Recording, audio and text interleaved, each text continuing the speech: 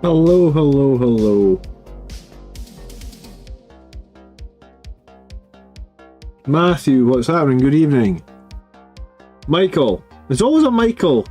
Two Michaels. 2 out of 3 people are Michaels again. What is it with my streams? We attract the Michaels. Hello, Michael. Hello, Michael. The 4th person in chat's going to be Michael as well. You watch. No. We get 2 Matthews, we get 2 Michaels. Hello, guys. Hello, hello, hello. How's everyone doing? You having a good day? My kid's been driving me up the wall. Look at this. There's a cup of tar for me to drink tonight.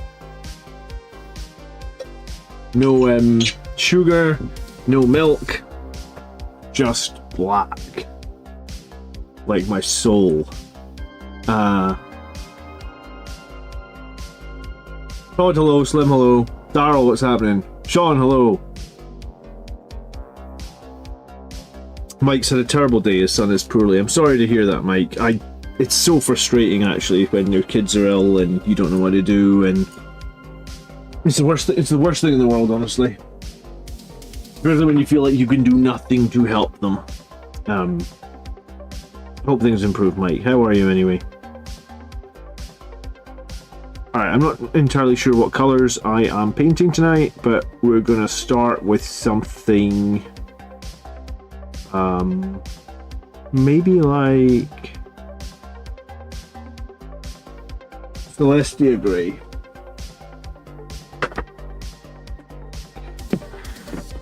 Alright, hold on, I need to move this so it's easier for me to read the chat. 1 sec. Black coffee's the best. Yeah, it certainly is. Hello, Brandon. Hello, Hyde. Hello, Sean. Let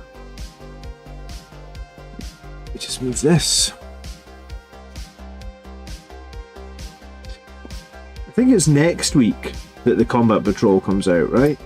I ordered it, I think it must have been last week I ordered it. I wasn't paying too much attention, but I was kind of half, because I hadn't been paying too much attention, I was kind of half hoping it would turn up today, but I think it's next week that the Combat Patrol's coming, right?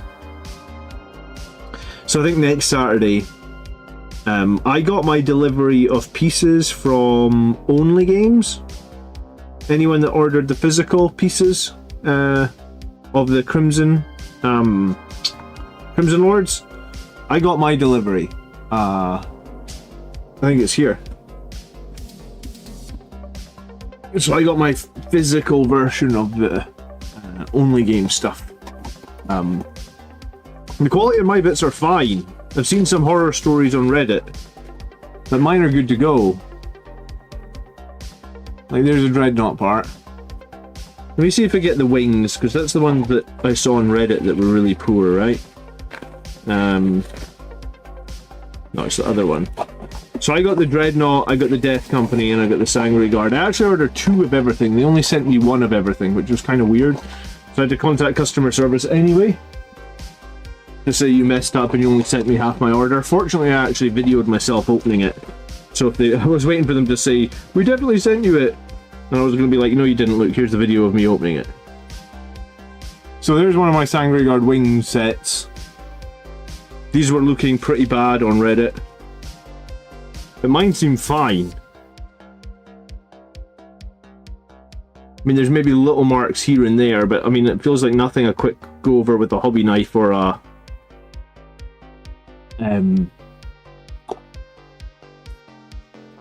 bit of sandpaper or something wouldn't fix, right?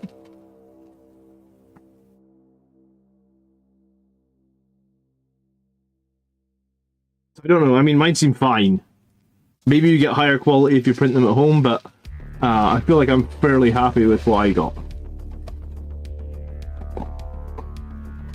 Stephen needs to find time to get printing the Crimson Lord stuff. Yeah, well, I don't have a 3D printer, man, so for me it just seemed like it would be easier if I just spent a few bucks and just bought them. I've heard Archie's Forge are going to be doing them as well, and Archie's Forge are apparently really high quality prints. So if I need more, I might go to Archie's Forge. But that's me got 6 of the new jump packs for the Sanguinary Guard, and that's really all I wanted. Like, I wanted my Sanguinary Guard to have jump packs. Didn't really care about too much. Hello, Cambo, how you doing? That's like an 85% print quality. It's way better than most people manage. Yeah, I mean, I've seen better, but I've seen worse. But I mean, I think that quality is good enough that if you spray it, at least my experience with 3D prints, and I have had some 3D prints before. I feel like if I spray that, you wouldn't be able to tell really. It was a 3D print. The quality is good enough. I mean, this is a 3D printed eviscerator that I'm painting right now, right?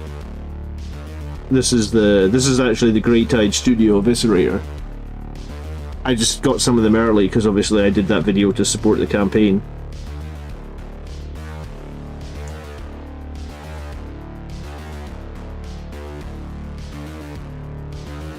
Hello, Mr. Kazumi. Good evening. Is that from a movie, Mr. Kazumi? Because I feel like I know that name.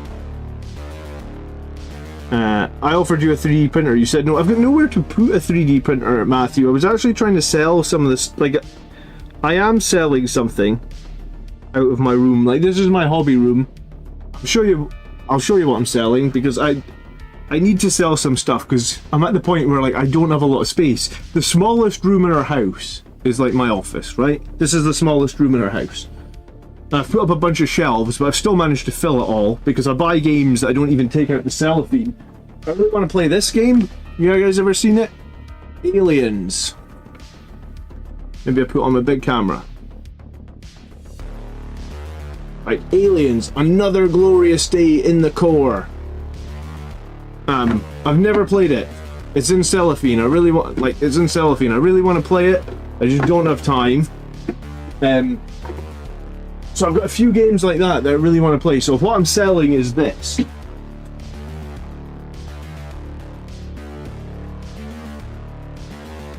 I'm going to get it on eBay probably tomorrow. It's like complete 2nd edition Blood Bowl. This is the thing that started me in Warhammer. Copyright Games Workshop, 1991.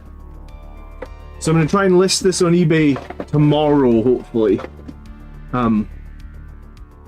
Just because, like, if I want more stuff, I need to get rid of some stuff. I've got too much. But even if I got rid of that stuff, I don't have enough room for a 3D printer in here. No way. So it's fine. I'm quite happy to buy 3D prints. They probably do it better than me, and I believe there's a lot of a learning curve, and I don't have time anyway, Matthew. But I do appreciate it.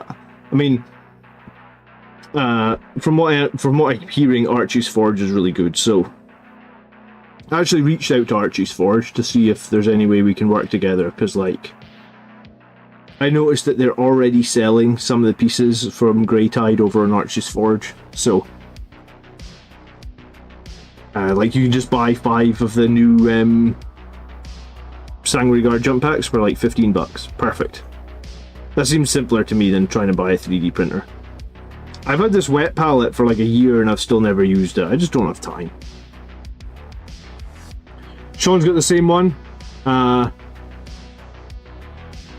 When did you get it, Sean? That's what started. Like, I got that in my local Games Workshop store. I don't think I got it in 1991, but I probably got it like 1992, 1993, something like that. That's what started it all off for me. Blood Bowl. I've got 4 miniatures to strip though, because I painted 4 miniatures really badly. So kind of, if I'm going to sell it, I want to try and strip those 4 miniatures. So like, I think it would be actually more valuable if I stripped the 4 miniatures. You could ask about the wet palette, I just never got around to using it. I should have probably used it that week that I was off work and I did like 3 hobby streams in 3 days in a row, but that never happens, man. Like, normally I'm lucky if I get 2 hobby streams a week and they're miles apart, so... you know, as much as it's nice to have a wet palette, I just don't know if I feel like I get enough value out of it. There's a lot of skulls on this jump pack. I haven't really decided what colour I'm doing the skulls, honestly.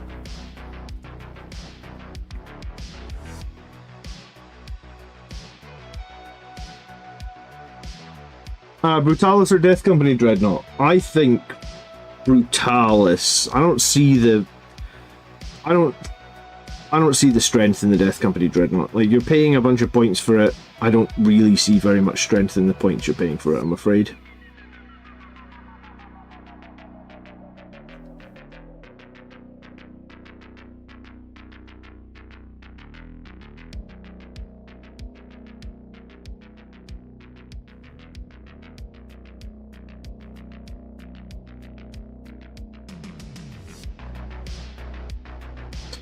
It's weird. I think probably what will happen is not many people will run the Death Company Dreadnought.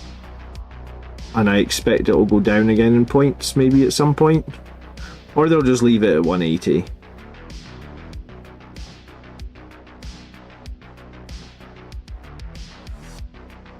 I think Games Workshop seem to forget that Death Company units have like this pseudo chaplain tax, and if you don't have the significant chaplains in your list, then you don't get any OC, or you can't really score points with them, which, in my opinion, makes them pretty difficult to play, actually. Hello, good evening, Trivial Pursuit. How are you doing?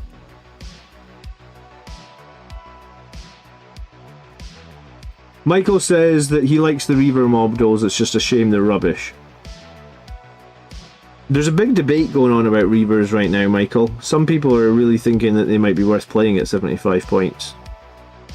I'm in the camp of, like, I guess we should do a video about it, but like I'm not Team Reivers, that's for sure. Next question, 5 or 10 man Death Company units. I think you need... Oh, well, maybe you don't need... I think you can run 15 Death Company Marines. That's probably the most I would recommend that you put in your list. You can run them as 5s or 10s. I think if I'm running them as 5s, I'm running them with the Chaplain to give them +1 to wound. I think if I'm running them in 10, I'm running them with Astra Athral Martis.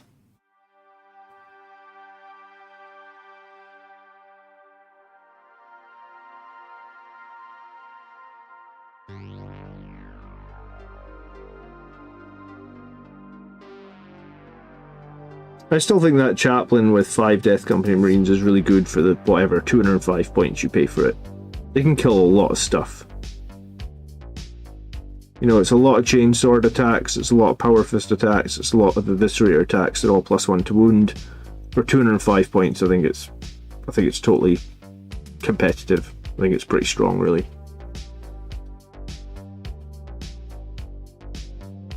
Don't knock it till you've tried it. Yeah, I mean, I don't know how I'm going to try it, Mike. Because I think I'd have to cut something which I perceive as stronger from the list to try and fit the Reivers in.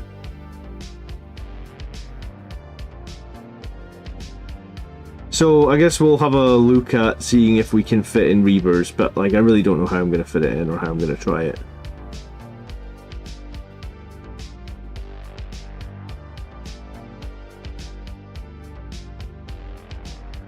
Can you have 2 normal Chaplains or 2 Judiciaries in your Blood Angels army? Yes, 100%. Why are you running Inceptors or Suppressors? I'm not running either at the moment. Are you asking me why I'm not running them?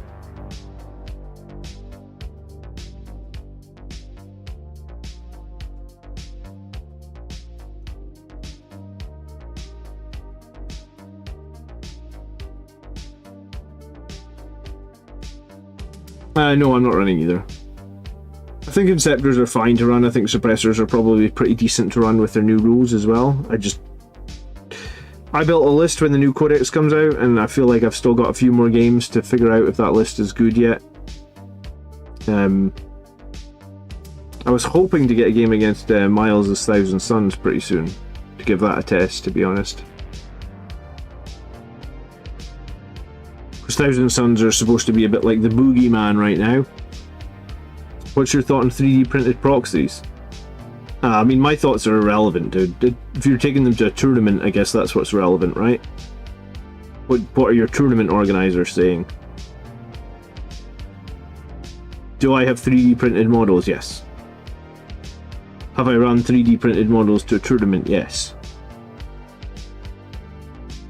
But like I said, you're gonna want to ask your tournament organizer if 3D printed stuff's allowed, because my opinion doesn't mean shit.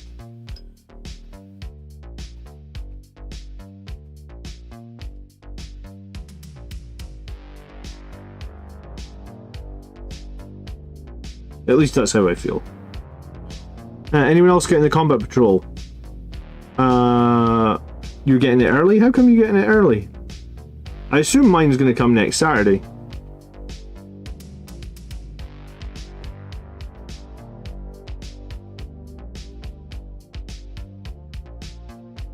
Reivers are a cheaper third unit for deep strike down actions. And they can potentially go character hunting. Yeah, I was thinking about that. Their character hunting is pretty unreliable though, Mike, right? Like, so you get 25 attacks from them if they charge and lag. So you'll hit on 3s. So what does that give you from 25 attacks? 15 hits?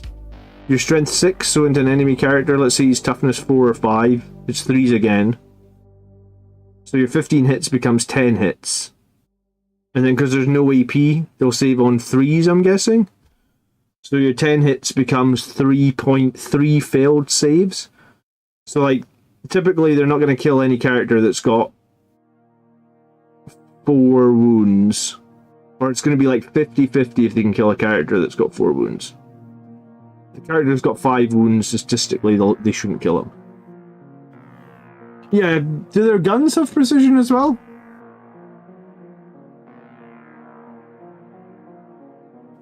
Element said they're dispatching yours on Tuesday. Oh, very cool. I will need to check. I know that there was a mistake recently with Element and they failed to dispatch stuff on time. But I mean, I don't think they're supposed to be... They're not supposed to dispatch stuff early, are they? Didn't think they were allowed to. Have you gotten 3D winged Sanguinary Guard? Yes. I got them from the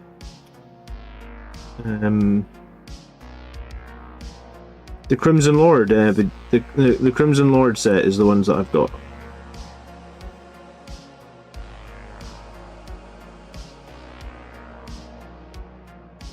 I don't think, like, I'll be building the new Sanguinary Guard on my stream probably next week with the new wings. I'm not gonna run Sanguinary Guard without wings. I'm not excited to run them without wings. But I had a couple of sets of wings here, like Only Games.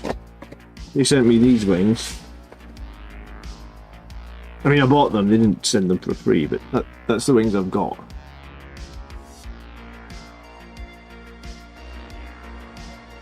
I've got them on a model as well. I can show you the model.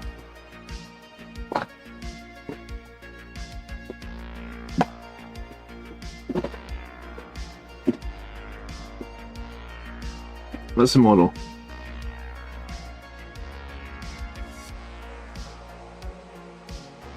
This isn't a Sanguinary Guard, this is a Captain. But I put the wings on the Captain because I think Blood Angel's characters deserve wings, I guess. Should probably slap some paint on those wings, actually.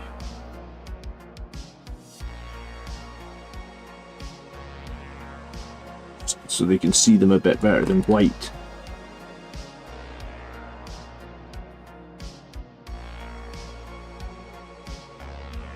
Yeah, I thought they were pretty nice. I really didn't care for what the new Sanguinary Guard looked like with no wings. I didn't like it. Like, the problem I suppose is for me, I've been playing the game for like, what, at this point 30 years, so when you change things, I'm just going to be like, well, I played it for all these years the way I like to play it, so it's a little bit mad that they took the wings away, honestly.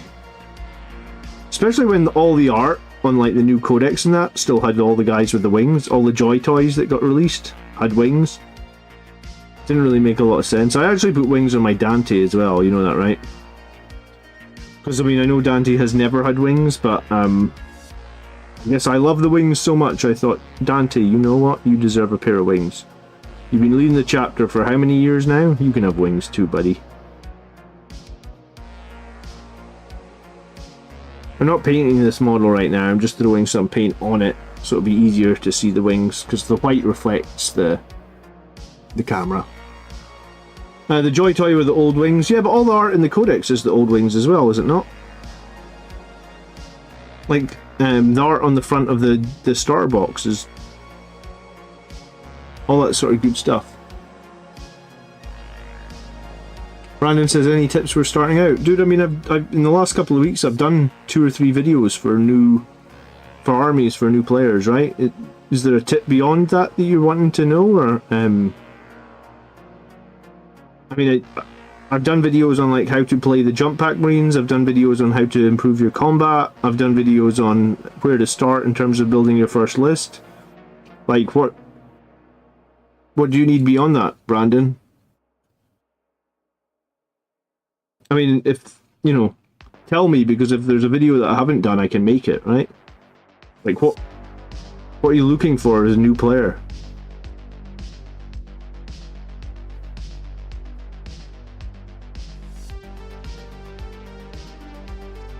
No, I'm just quickly throwing grey on these 2 wings, just so that we can...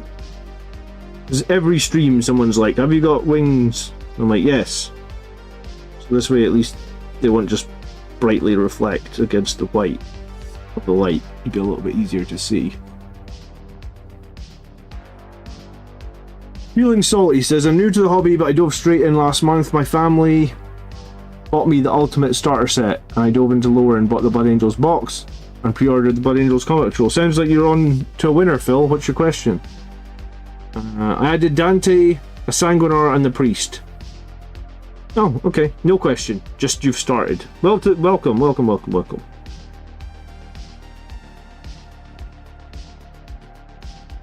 I suppose the trick is to just make sure you keep going, right? Like, that's one thing that I was saying. Like, some people get into the hobby and find the painting and that overwhelming. I find it's good to set a time each week. You know, like, my time is like Saturday night. So every Saturday night, come rain, sun, shine, if I'm in the house doing nothing, I will always try and do some painting on a Saturday night. Just because it's like, if you build that habit, you know, someone always told me, like, if you only paint, like let's say you only painted on Saturday night and you only painted 2 hours, and that's still 100 hours a year, you'll still get models finished in 100 hours a year, so it's good to set a time every week, I think.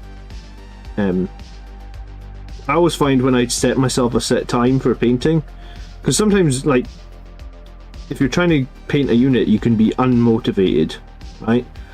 Like, I was getting unmotivated to the end of my Assault Intercessors because I'd been painting them for so damn long and I wasn't happy with them and I was struggling to get them finished. I think if I didn't, like, set myself, like, hey, you just paint 2 hours a week,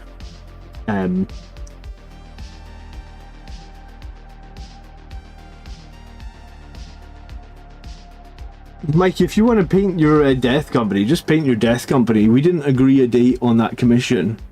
I mean, here's the thing, Mike. I'm not going to say, like, don't ever do my model for the commission, but I am not actually running 2 Gladiator Lancers. I think that's probably what the future holds for Blood Angels, but right now I'm not doing it. I'm more of a fan. How do you feel about Librarian Dreadnought getting removed for the Codex? They're always removing stuff from the Codex. There's nothing you can do about it, flatbats. They're always adding new stuff. They're always removing stuff. It kind of sucks when you've spent all the time and effort painting the old stuff, when you've been using it and you've been enjoying it, and it's, and it can be a key part of your collection. Like, it might be the model you're the most proud of in your collection, and then because the Legend's the model I was most proud of in my collection, right? It wasn't Librarian Dreadnought, but I had a super heavy tank that was probably my biggest ever Warhammer project, and they made it Legends. There's nothing you can do. It's like, you just have to soldier on, and you can either join the camp of, like, I'm angry at Games Workshop and not buy anything else or not paint anything else or quit the hobby, or you can just sort of put it to the side and soldier on. And I think I'm too invested at this point. So if they could make any single model Legends, and I'm still going to play Warhammer 40,000. It sucks when you lose stuff, but it's happening to everybody right now. I mean, Eldar just got an announcement on Friday about the new Fugan, so like lots of people have the old metal one. Well, I guess he's the old metal one is Legend. Well, I mean, people will still use the old metal one, but you know what I'm saying.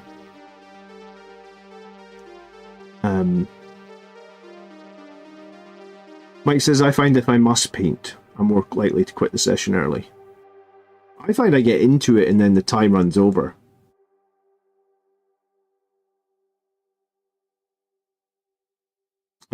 Flaps is sad because he was working on a Dread only list. Yeah, I mean, it sucks when you're working on something. I got like the Terrax Siege Drill. I'd probably wanted a Terrax Siege Drill for like 3 or 4 years. I finally got it. I finally finished it. And then it was Legends within like 3 months. I got to run it at one tournament.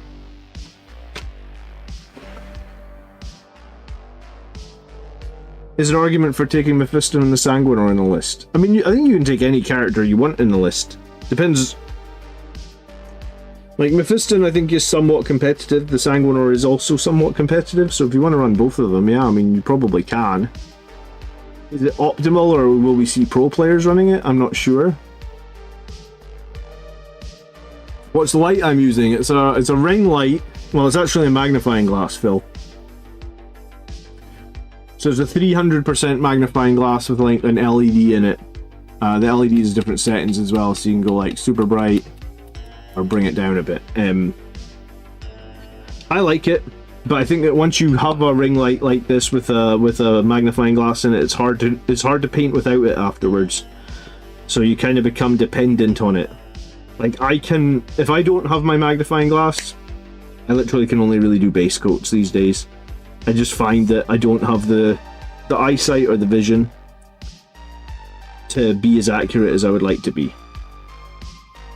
You're 45, well I'm 41, and for me it literally changes everything, right? Like, let me show you. So here's the model. So this is what I see with my raw eyes, and that's what I see with the magnifying glass. So it's 300% bigger. That's the one that I got. You'll find them on Amazon. Just search like 300% magnifier ring light. They're like $20. I mean, if I'd had $1 every time somebody had asked me about this light, I'd probably have about $20. Getting a new model is not the same as going Legends, though. It sucks when models leave with no replacement. Yeah, I mean, I guess getting a new model isn't as bad as going Legends. Yeah, you're probably right.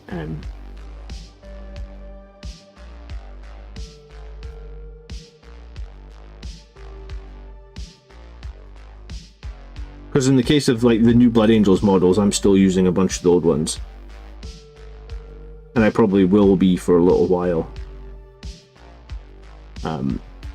Mike also uses a ring light. He's a big painter and he's got his own Twitch channel and stuff, and he says the same thing as me, right? He's been using the ring light so long it's hard to paint without it now. So, but I mean, I think my painting improved like considerably by getting the ring light, if that makes sense. Because like I just see everything that much clearer, and I feel like I can make less mistakes. And no, you know, like sometimes if a model is really intricate, you can be looking at it with your eyes, and like my eyes are shit anyway. I'm short-sighted, so I struggle to see things close up. So I'm like looking at it, and I would be kind of feeling, I would potentially feel a bit daunted. I was like, oh my god, I don't even know if I can paint this to a good standard because the parts are so small or it's so intricate. Yeah, I mean, I'd like to stop aging. That would be good. Unfortunately, I don't have a gene seed or something I could get to help me with that. I have been working out like a fucking madman, though, to at least try and be more healthy.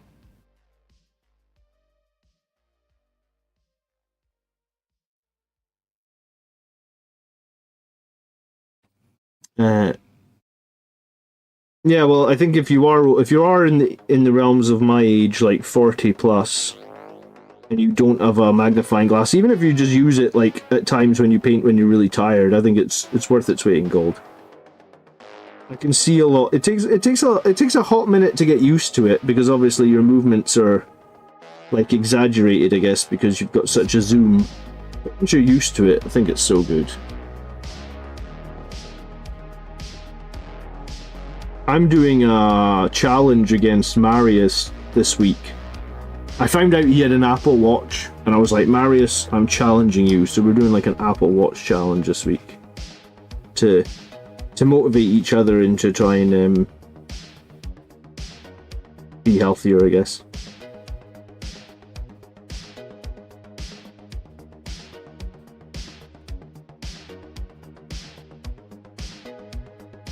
I use magnifying and a very good lamp. Yeah, I've got a lamp just off here. I've got a lamp behind me, and I've actually got 4. It's why sometimes, like, in these streams, I end up opening a window, because I've got like 4 lights running in here. I probably would have maybe like 1 less light running potentially if I was just painting by myself, because I'm streaming as well. It needs good light, so this room always gets really hot because the graphics card in the computer, and then the amount of lights that I have on in here. And like I said, it's the smallest room in my house, so it's funny, the rest of my house in winter can be freezing cold, but my office will be like roasting because of all the lights I've got on in here.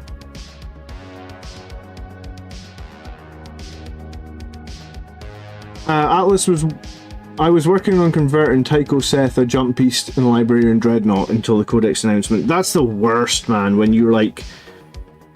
I think I just finished a couple of units before the Legends stuff happened in 10th edition, and I mean, if you're working on it, it's bad, but if you just finished stuff, it felt horrific, you know. And speaking of Mike, I'd actually done a commission with Mike for like 4 or 5 models or something. Like, it's the biggest commission of Blood Angels I'd ever done. And every single thing except 1, so like I commissioned 5 different things and 4 of them got moved to Legends. I was like, you couldn't make it up.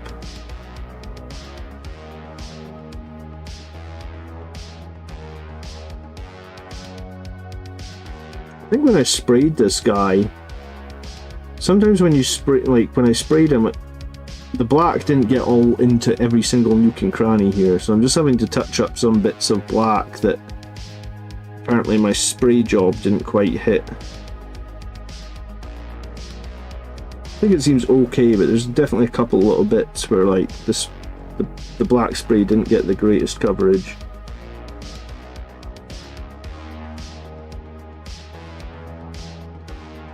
The Gladiator will definitely not be going to Legends. That's why I think the Gladiator is the future, Mike. And that's why I'm saying you don't need to rush, because I think what's going to happen, and bear in mind this is just my 2 cents. I actually don't know anything, but I think what's going to happen is we're going to lose all the firstborn tanks. Maybe except the Land Raider next edition. So like if you've seen my lists at the moment, I run Predator Destructors quite a lot. I actually really like Predator Destructors.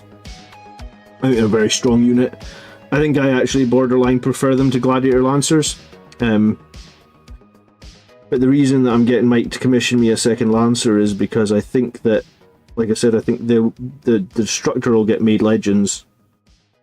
I want to have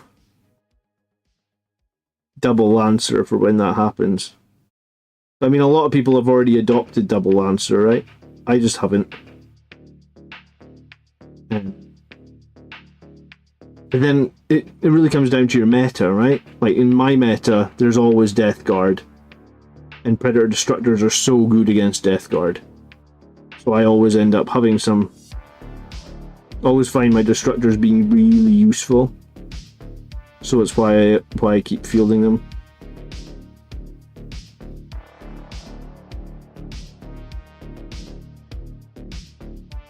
I do think that next edition the Destructor will be gone, and it'll be a case of, right, like, you have to have those Gladiator Lancers. But you know, I'm not saying that you've got a year to work on the Lancer, Mike, but I'm saying that there's probably a fair bit of, like, I'm going to GT in January, I'm not going to be running that Lancer. I think for the GT in January, I'm either running Predator Destructors or I'm going to run a Repulsor.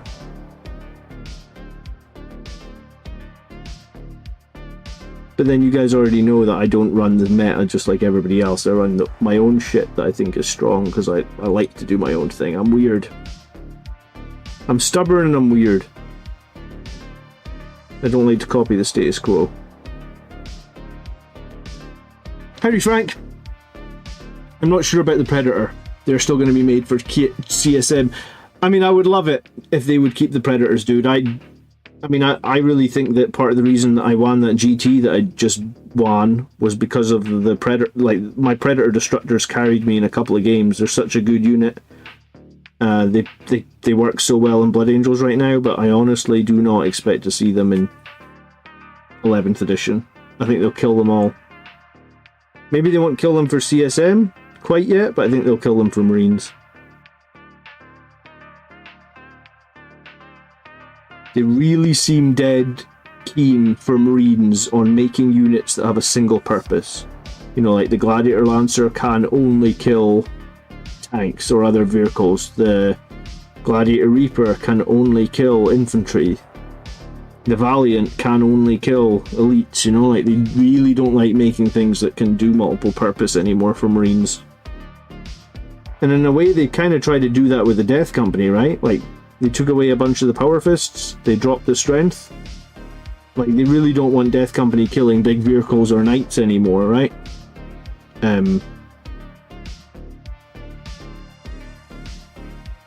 It's just sort of like a design philosophy that Games Workshop have for Marines, where like Marine units are supposed to have like one distinct purpose and they're not allowed to have more. I mean, sometimes they have more by accident, but like their new Primaris range, it's like these guys have one distinct purpose. Flatbat says the old tanks look lame. How very dare you? Predator Destructors are the coolest tank.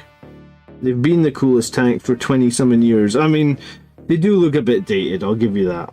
They look a bit more like toys than actual war machines, yeah. I don't know if I feel like Vindicators look dated, though I always thought Vindicators looked pretty cool with those siege shields and stuff.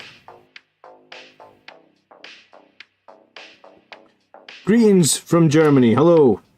Coolest is the ball with the assault cannons. Yeah, pity the assault cannon fucking sucks now, doesn't it?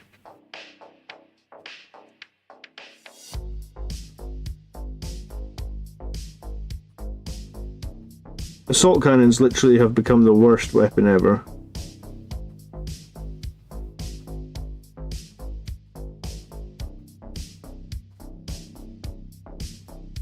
To make it simple, they make it a single profile. It does make rolling the dice easier. I mean, it does.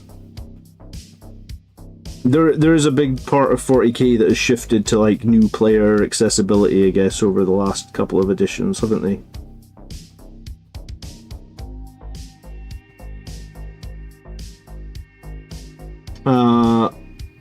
Only the Land Raider looks cool. I don't know. I think the Vindicator's pretty cool.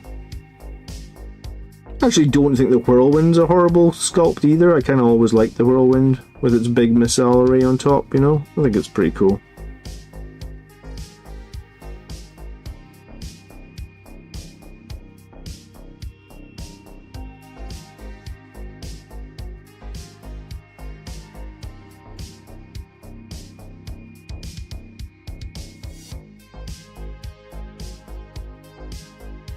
By the way, did you see this, the 6 Impulsor list that you posted in one of my videos? I did not see a 6 Impulsor list.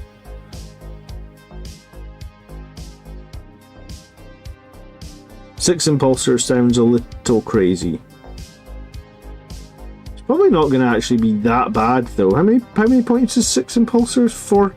It's 80 per Impulsor, so you're talking 80 per Impulsor, 240, like 480 points? That's not too... There's a lot of distraction, a lot of nuisance as well, isn't it?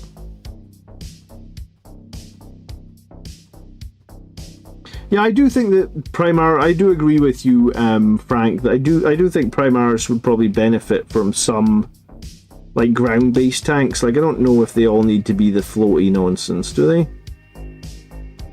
Could they not have some with tracks?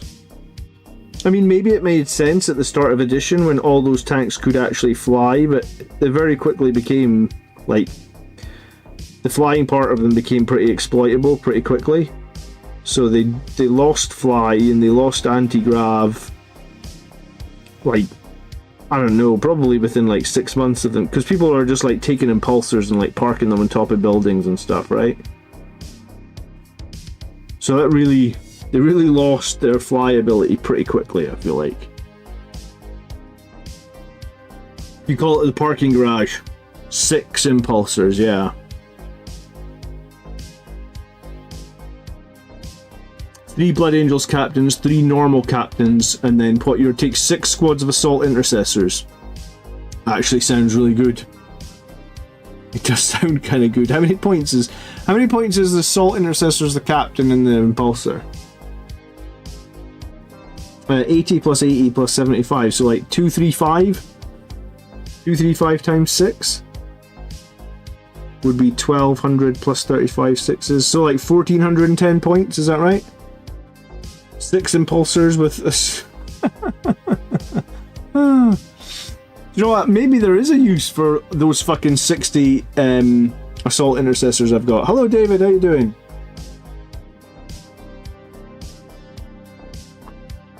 I thought I would never need this many assault intercessors. Boy, was I wrong.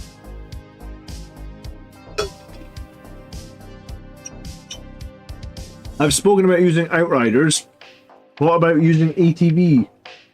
I'm not really sure how you use an ATV, I must admit. They've brought them down to 60 points now, which I guess probably merits talking about them for a hot minute. Who asked that? Cameron, hello. Thanks for joining the stream. When attack bikes were 60 points each, I used to put 2... I went to a tournament, I believe, and I had 2 attack bikes in my list. I didn't have them joined to anything else, just 2 singular attack bikes. And typically what I would do is if I put them both in reserve, if the enemy ever had like a character or something that I wanted to quote-unquote assassinate, I would bring an attack bike in from reserve within 9 inches, so I get the Melta bonus, because sorry, within 12 inches, but 9 inches away, so I would get my Melta bonus. And then I would just shoot it with the Melta gun. Or the multi-Melta, rather. And at 60 points, sometimes you could bring in an attack bike from the edge of the board and just nuke something. I think in one of my games I played against Chaos. They had like a Chaos Demon. And I just... Demon Prince, sorry. Chaos Demon Prince.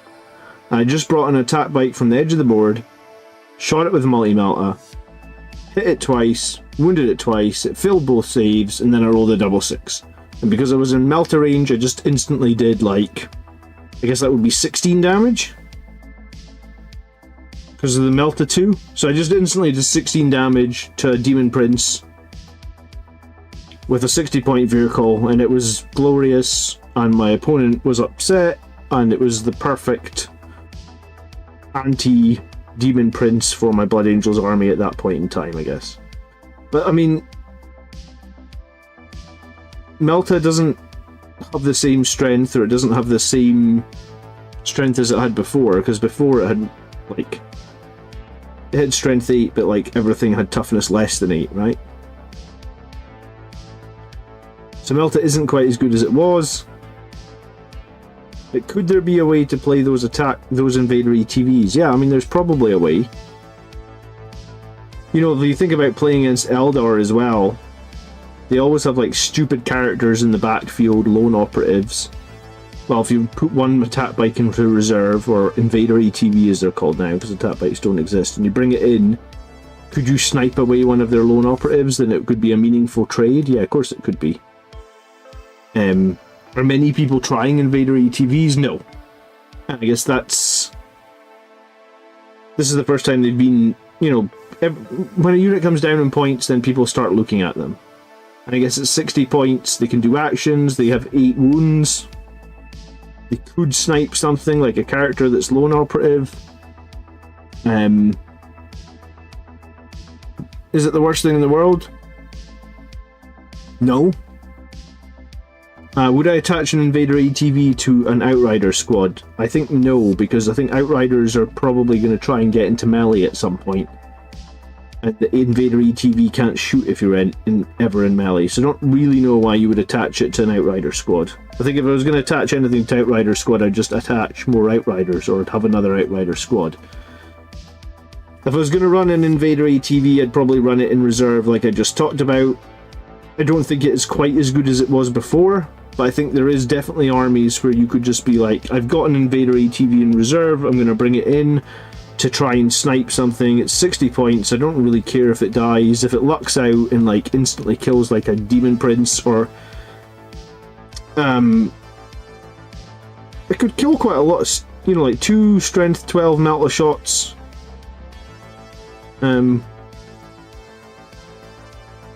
Sorry, not strength 12. 2 strength 8 melta shots is not the worst thing in the world. Hold on though, is the multi-melta... You're right, Cameron, they nerfed the range on the multi-melta, so you can't even do that anymore, right? You can't guarantee the melta range? Yeah, so that's probably why we don't see them, because attack bikes, you could guarantee the melta range, because the melta range used to be 24, so you would come in 9 inches away and you would get the melta bonus. Now multi-meltas are 18, so you can't come in and get the melta bonus. Yeah, that sucks. So, I mean... You could, like, statistically though, right? Like, you know, my example of a Demon Prince. A Demon Prince doesn't have 12 wounds. A Demon Prince has, like, 9 or 10 wounds, I think. Maybe even as low as 7 or 8 sometimes. So could you bring an Invader ATV in to snipe a Demon Prince? Yes. Could you bring it in to snipe one of those stupid Eldar characters? Yes. So there is plays around the ATV. Its damage won't be as reliable as the attack bike ever was, because the attack bike could get the benefit of melta. It's not horrific. I don't know. I mean, I've got 3 attack bikes. I don't have any Invader ATVs. I actually put all my attack bikes on bases, because I always kind of played them on bases. So I guess if I wanted to proxy an Invader ATV, I'd just use an attack bike. I think that'd totally be fine. I don't think many people would have a problem with that. I just don't know if... I suppose it'll depend if we ever see anyone win the tournament or whatnot with an Invader ATV, but I just can't see them as being all that strong, right?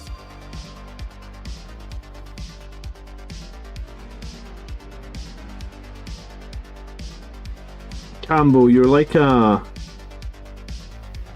I was gonna say you're like my children, man.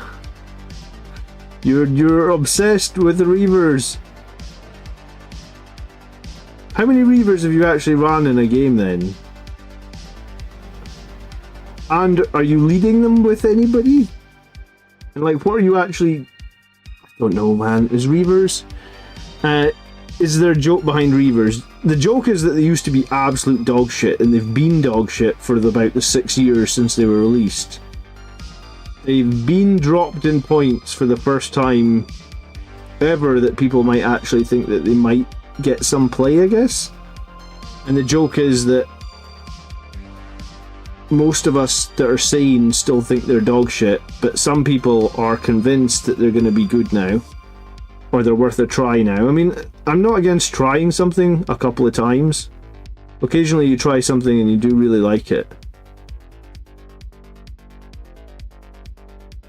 I'm just really unconvinced with them because they don't have any AP.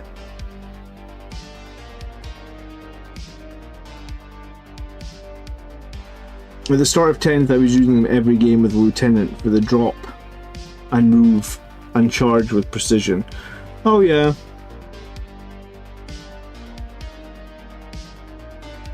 Antonio says he likes them because they're cheap, but they still suck. Yeah, that's my worry, is that they just don't kill anything.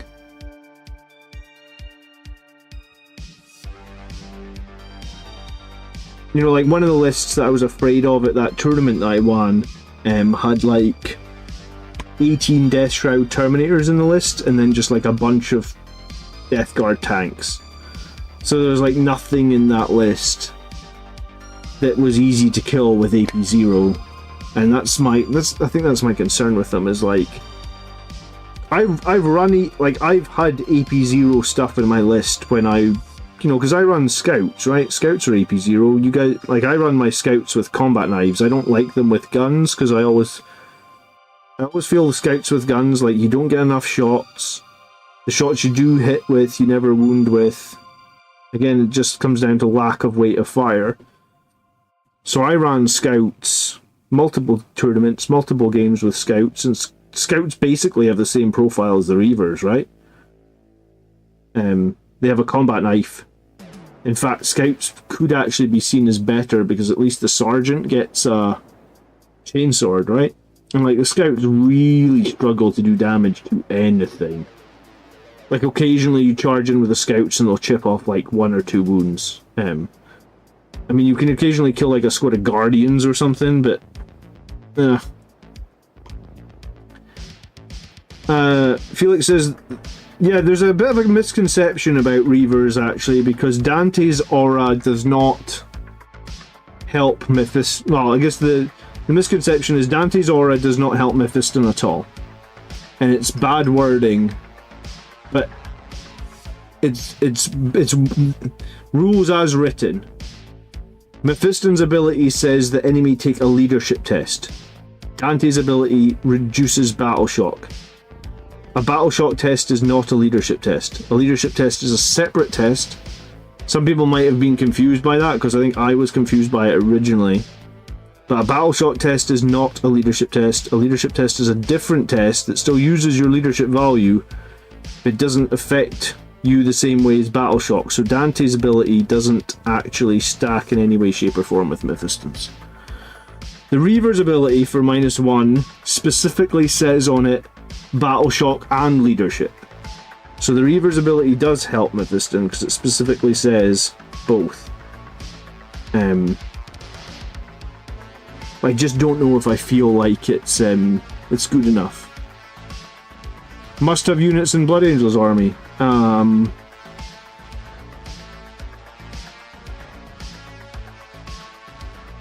mean, for the last couple of years it's been Death Company. Whether or not Death Company are a must-have now is a question that we're still trying to answer, I suppose, with the new book and the new rules, right? I made a video on Friday, why not? All the good combos in the new army list. Sorry, in the new Codex. So you should probably check that video out. I wouldn't say there's any like must-have, like they're by far the best thing that are ever. Reivers help both. Yeah, I mean, Reivers do help both, but I feel like after everybody started talking about Reivers, Phil, I went back and looked at, like, because when you came over to Scotland in like June, Phil, I was playing Dante then, and I'd been playing him for a while before then. I don't know if you remember that, but I was. So I went back and looked at like how long have I been using Dante, and the answer is I've been using Dante since May. So how many games have I played since May? Well, that's like 6 months, so like 20 or 30 games probably. I feel like Dante's Battle Shock has been impactful like definitely not even 5 times. I honestly want to say like a couple of times his aura has been useful. So like if he's been useful a couple of times in 6 months, and I have him in every game, and I have him in melee combat every game, and a bunch of games he's been like my MVP, he just hasn't done anything with his Battle Shock aura, right? It makes me think that like Battle Shock auras are not really that big a deal. I mean, like, I really don't think Battle Shock is that big a... Battle Shock auras are that big a deal.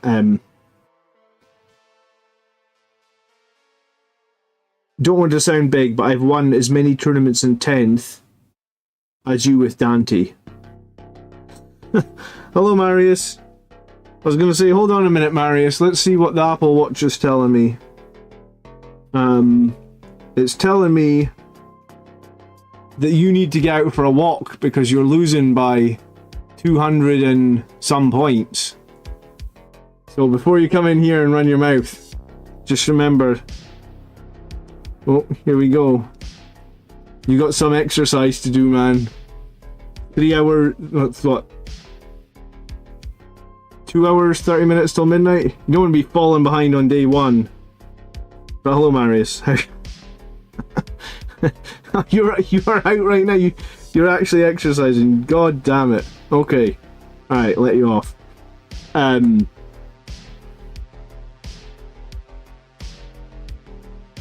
You can put Reivers and Lieutenant in a drop pod. Is anyone actually using drop pods, man? Like, any competitive player is using drop pods right now. For me, it feels like they just dropped out of the meta completely.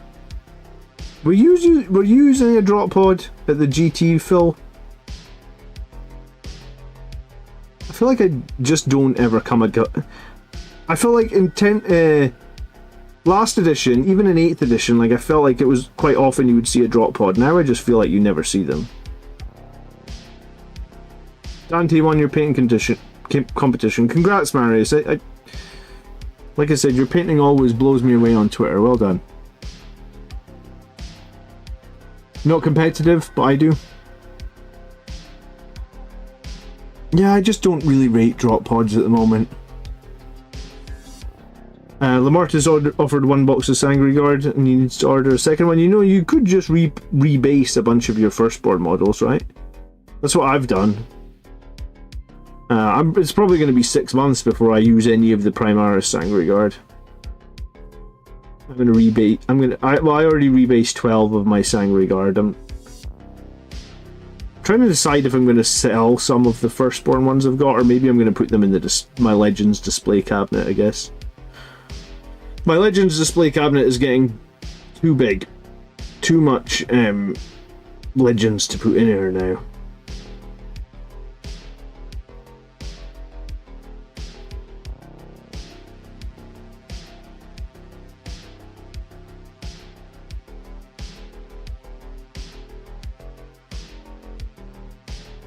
I think there might be some drop pod play with the Blade Guard and the Judasar. I mean, yeah, maybe there is a play with a drop pod, Blade Guard. The drop pod can arrive in turn 1, can't it? So you drop the drop pod just center board or something, turn 1. Maybe? We just don't see them anymore. I think Impulsors are cheap enough that people just want the Impulsor.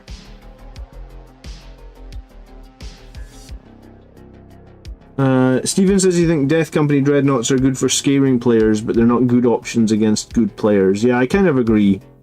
I think if I'm going to take that new the melee Dreadnought, I think I would take the Brutalis every day. I just think it's better. It's a little bit sad. I kind of hate it when they bring out like the faction-based units and they're not competitive, or they're not perceived as strong. Like, you know, like not many people were running Furioso Dreadnoughts for, I mean, forever, I guess. I can't actually remember the last time I fielded a Furioso Dreadnought.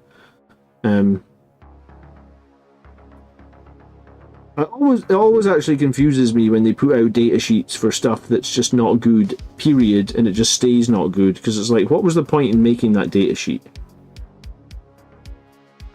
It was just a waste of everybody's time. It's like a waste of the customer's time buying it or reading it, a waste of the developer's time, because no one, you know, if literally no one is using it. Look at like the Gladiator Valiant. No one's using that. There's like 2 variants of the Storm Speeder that barely anybody uses. There's a Fire Strike turret that no one uses. There's a Hammerfall bunker that no one uses. The list of marine shit that nobody uses is pretty long. And it's not even that they don't use it for Blood Angels, it's just like nobody uses it. What Storm Speeder do people use? Some people use the Thunder Strike, because that gives all other range shooting +1 to wound against its target.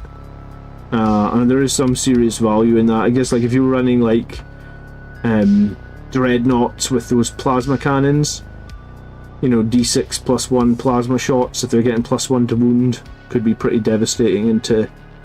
So it'd be like you could be shooting Terminators with like AP4 plasmas or whatnot with +1 to wound, so you just wound on 2s. We don't often see it in the Blood Angels list, but I've run it. I've run the Thunderstrike in Gladius. I've heard you say that Impulsor plus Captain plus 5 Assault Intercessors is a good combo. How do you play them? You advance the Impulsor in turn 1 into cover. That's how you play it. So turn 1 you deploy the Impulsor as far forward as you can in an obscured position, and then turn 1 you advance it again as far forward as you can, ideally into an obscured position. Then at the start of turn 2, when your guys disembark, they are allowed to disembark, move their full move an advance move, and then make a charge. The Impulsor, I think, has a 12-inch move, so assuming that you roll a crap advance roll, like a 2, you're still 14 inches forward in turn 1. So, and then in turn 2, you disembark 3, you move 6, you advance, you charge. How many Blade Guards do you use in your list? I think if you use Blade Guards, use them in squads of 6. They're really strong in squads of 6. I think you can run 2 squads of 6 if you want. I am currently running 1. I think 2 squads of 6 is valid and viable. Like, they're strong enough to be running 2 squads of 6. Yeah, a lot of the stuff I'm painting at the moment has bits made on it from Grey Tide Studios. I was just putting some paint on these wings because these are Grey Tide wings. This is a Blood Angels captain, or converted captain, I guess. But I'm going to put these sort of wings onto my Sanguinary Guard.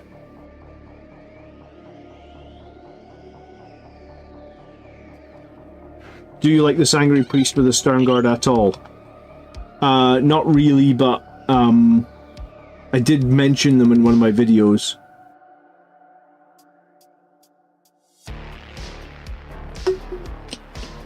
They're basically like... They're a bit weird. They're like an Assault Intercessor squad without the wound rerolls. But they've got like some... They've got... I think the Stern Guard are better now for Blood Angels because you can advance and shoot and charge.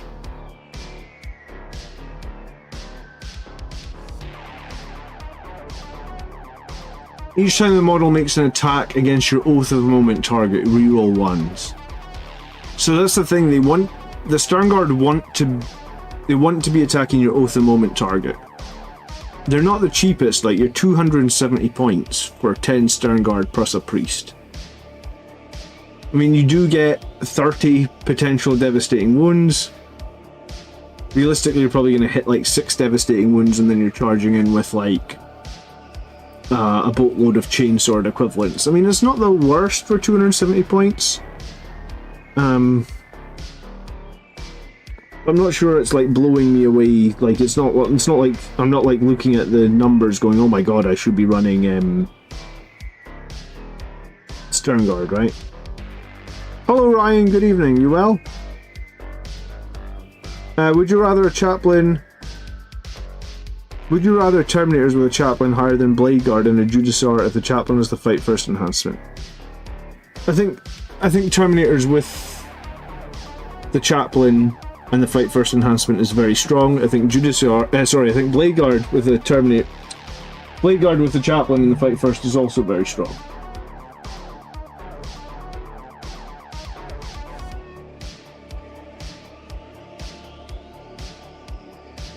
The thing about Blade Guard is when you get charged, is using a small amount of 3D printed bits legal for tournaments.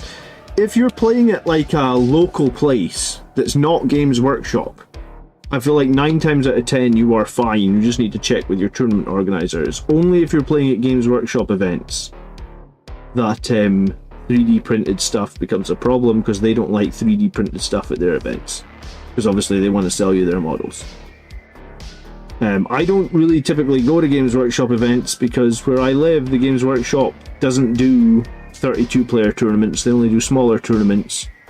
And I'm like, I always say like 10-hour drive from Warhammer World. It's not a 10-hour drive for me to Warhammer World, but it's like, it's a hell of a drive. So I don't go to tournaments at Warhammer World.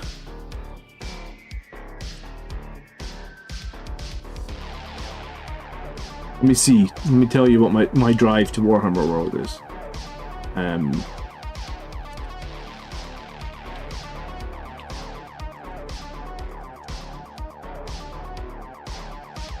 8 hour 20 minutes, so with no breaks. Yeah, I mean, if I have to stop to go to the toilet like twice and stop for something to eat, it would be 10 hours. So yeah, I don't go to tournaments at Warhammer World, so I think you're fine.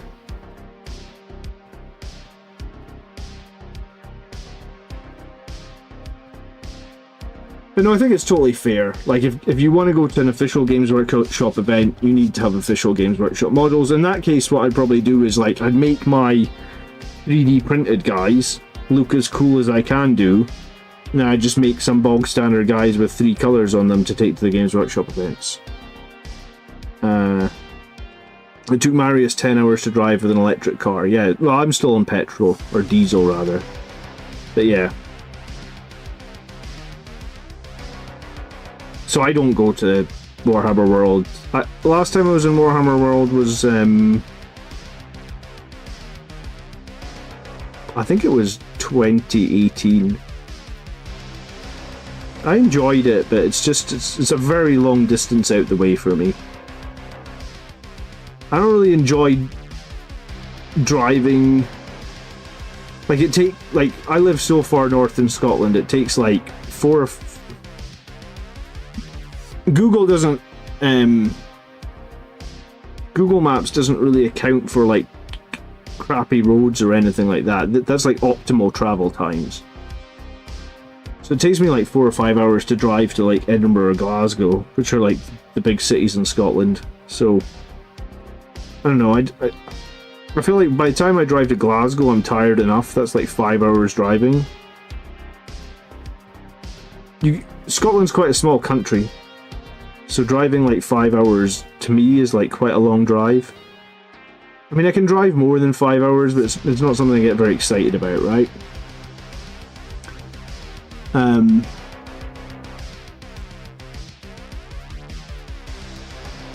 It's only illegal if you get caught. Yeah, I think it's just best though not to try and take. But for the most part, right, like, I'm going to go to a tournament in January, and I'm going to be running Sanguinary Guard, and I'm going to be running Death Company, and 90% of my models are still going to be the old Firstborn models.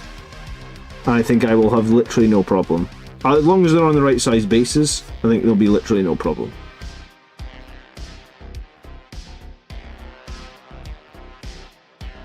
I'm not, like, maybe when I was naive I'd be actually worried about it. I'd be like, oh my goodness, I'm going to be fielding some Firstborn models when they've been replaced with Primaris models, but the reality is everybody's in the same boat.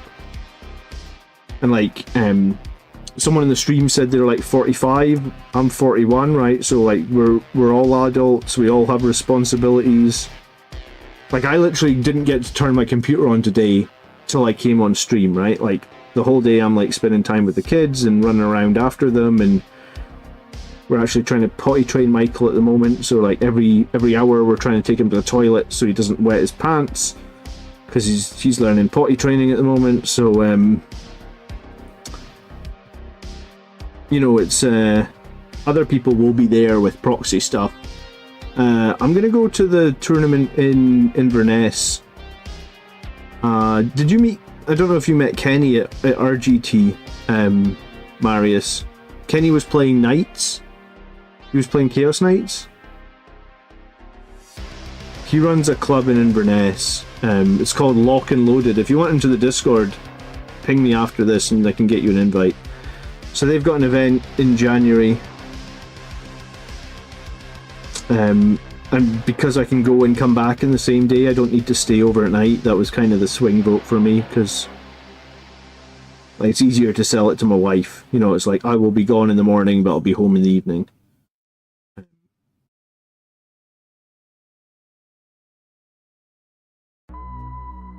I drove San Diego to West Virginia before. That was 36 hours. Do you not find that you're... Do you not find, like, Do you not find, like, like... I find sometimes it's very hard. Like, if I'm driving, like, 5, 6, 7, 8 hours... Like, I suppose unless I'm stopping for coffee constantly, I find it, like, I find it difficult to not, like, drift...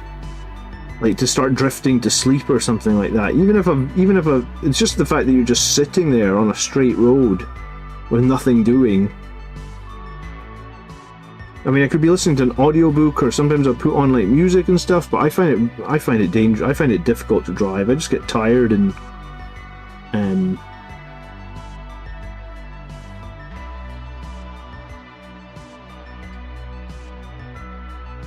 Marius, I think you should get to Brewdog. I'm gonna go there one year. Maybe by like this time next year my kids will be old enough. Audiobooks and coffee, calling people. Yeah, sometimes I would call my wife, but I mean, she kind of if I'm away for the weekend, she kind of doesn't want to hear from me. She wants to get her own do her own thing, right?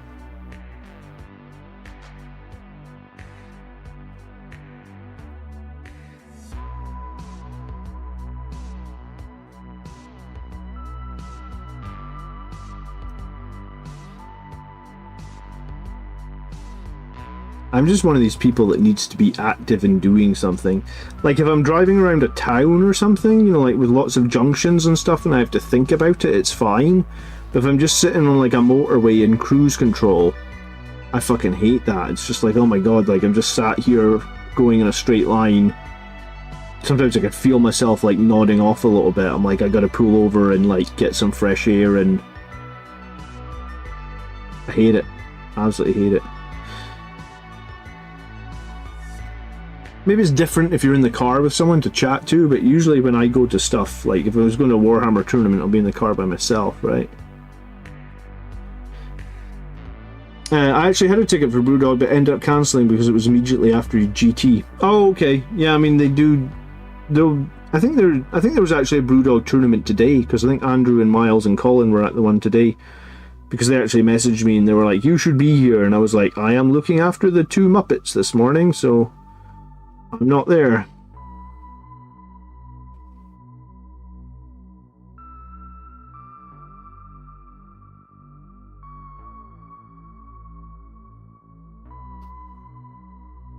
Jim says everything that he lives within is 10 to 20 minute drive, so 2 hours feels forever. Well, yeah, that's sort of the thing, is like most of the stuff for us that we do normally is like an hour.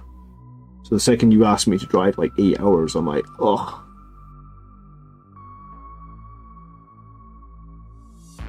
Frank can do about 8 hours, otherwise he starts nodding off. Yeah, and it's so dangerous, man, when you start nodding off.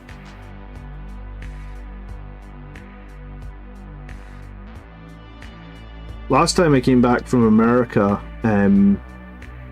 we came into Glasgow, and for some reason, like, the flight was delayed, and then our baggage was delayed, and everything was just really, really delayed. So I thought we would be getting on the road at like 9 AM. I want to say we didn't get on the road till like noon. So I had like a 4 or 5 hour journey, and I'd been up all night because we didn't sleep very well on the plane. I honestly had to pull over after like an hour into like a lay-by on the motorway and just sleep at the side of the motorway. I was fully expecting like to get woken up by the police or something, or like someone trying to steal my car, because it was just like on the side of the motorway. I just had to stop because I was like, this is so dangerous, I'm falling asleep. So I just pulled over at the side of the motorway, really, like reclined my seat and fucking slept for like 2 hours at the side of the road.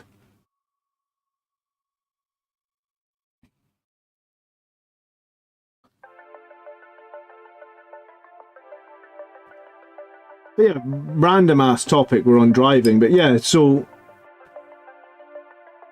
if you want to go to Games Workshop events, use Games Workshop models. If you're going to local events with local tournament organisers, for the most part you should be fine. just maybe message them beforehand and check if there's anything. Some of the local events I go to as well, they don't even care if you've got your 3 colours on your model. They're just like, if you have paint on and they're not grey, you're good to go. We don't penalise people for not having paint on.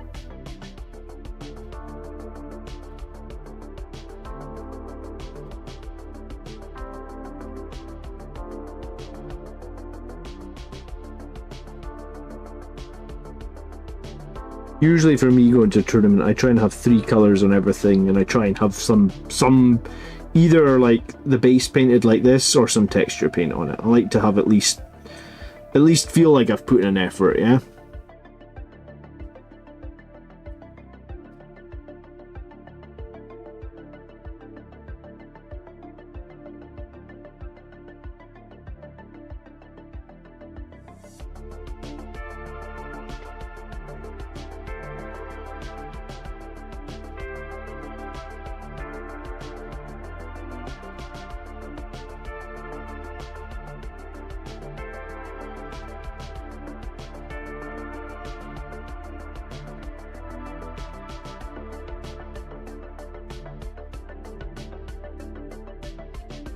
Rob says we're probably asked this a lot. What's the best place to start with new Blood Angels? The Combat Patrol is an absolutely fine place to start.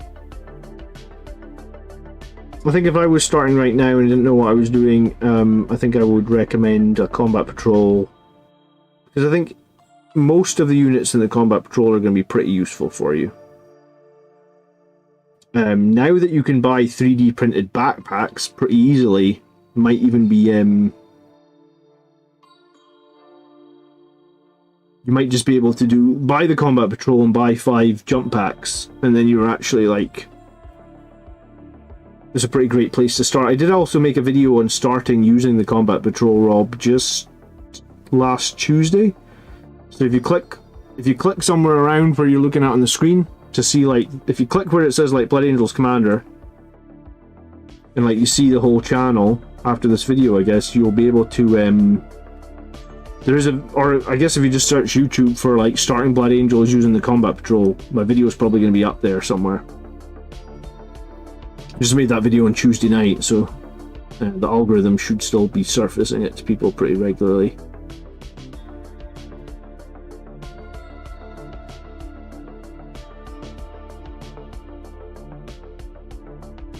How do you think we'd deal with the wolves using your new codex?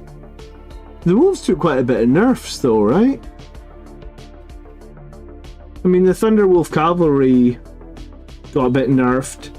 The last time I played wolves, they were actually using Eradicators in the Gladius detachment.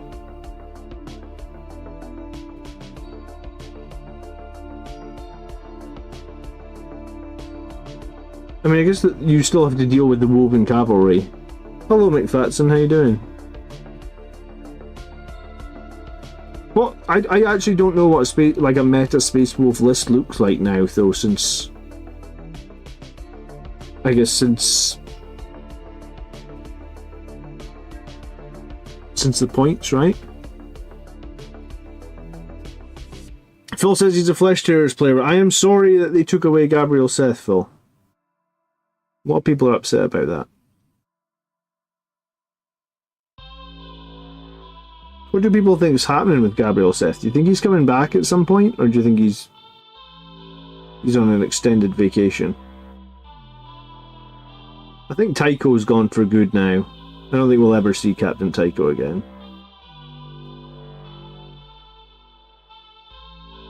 Well, we might see him in like a made to order. Scoober says thanks for all the detachment and getting started guides. They're great help for us. Yeah, no problem, dude. Thanks for watching them. I always said that like there wouldn't really be a channel without all you guys that watch every week, or you guys that come and hang out with me, right? Like, I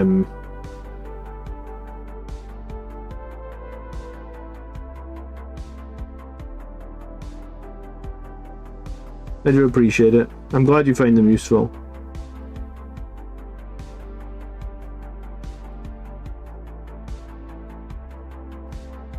I think at this point I've just been playing Blood Angels as my solo faction for so damn long I'm getting to a point where, like, I just feel like I know an awful lot, if that makes sense. They made Gabriel into an enhancement, didn't they? Yeah, they did, but apparently it's a very, very good enhancement. How many impulsors would you have when running Bladeguard with Chaplain and some Death Company? I mean, Bladeguard fill the entire impulsor. Do you have to have like? I think Blood Angels are in a pretty unique position where we could literally have one impulsor, or we could have 6. Like, I think all combinations of impulsors are strong. Where I stand right now is my list has one impulsor in it. When I won the GT back like 2 months ago, I had a single impulsor.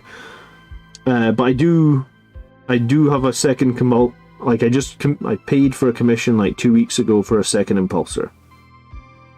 So I will have a second one to run like in a month's time or something. Whether I'm jumping straight into 2, I'm not entirely sure, but you can 100% field one impulsor, you can 100% field 2 impulsors. There's no right or wrong answer there. Both combos are there's 4 really good units that go impulsors. I have awoken. Rab, thanks so much for subscribing. Welcome to the channel. Appreciate it. I hit 18,000 subscribers last night, so I think the dream of hitting 20,000 is on.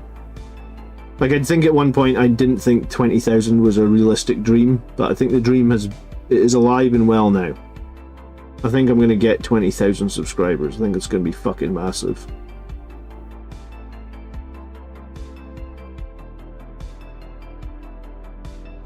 I've come a long way from my dream of 100, that's for sure.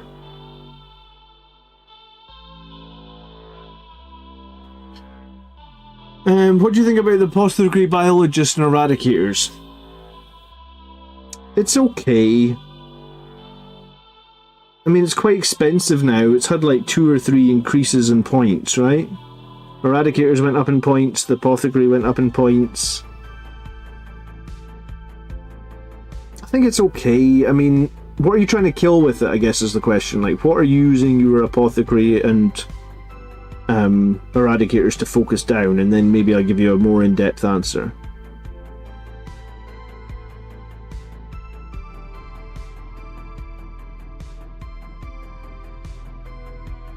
What's the dream now? 40k, 100k? No, I think my new dream is going to be 25,000.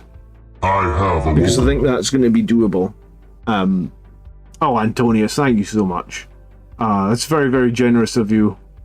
You are a superstar, my friend. I better answer your question, eh? 10 gifted subs. Antonius, thank you very, very much, dude. It's very, very kind.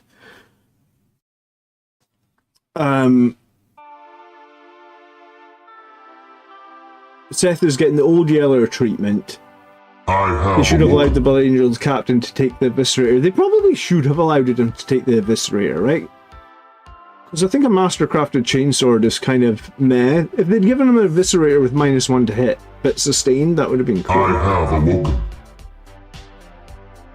You are 100% right. The Gladiator,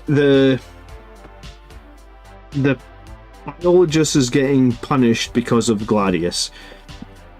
I think it was the stream that we did the other night. Someone was saying that, what's the threshold to talk to you? I don't think Games Workshop are ever going to talk to me, Cambo.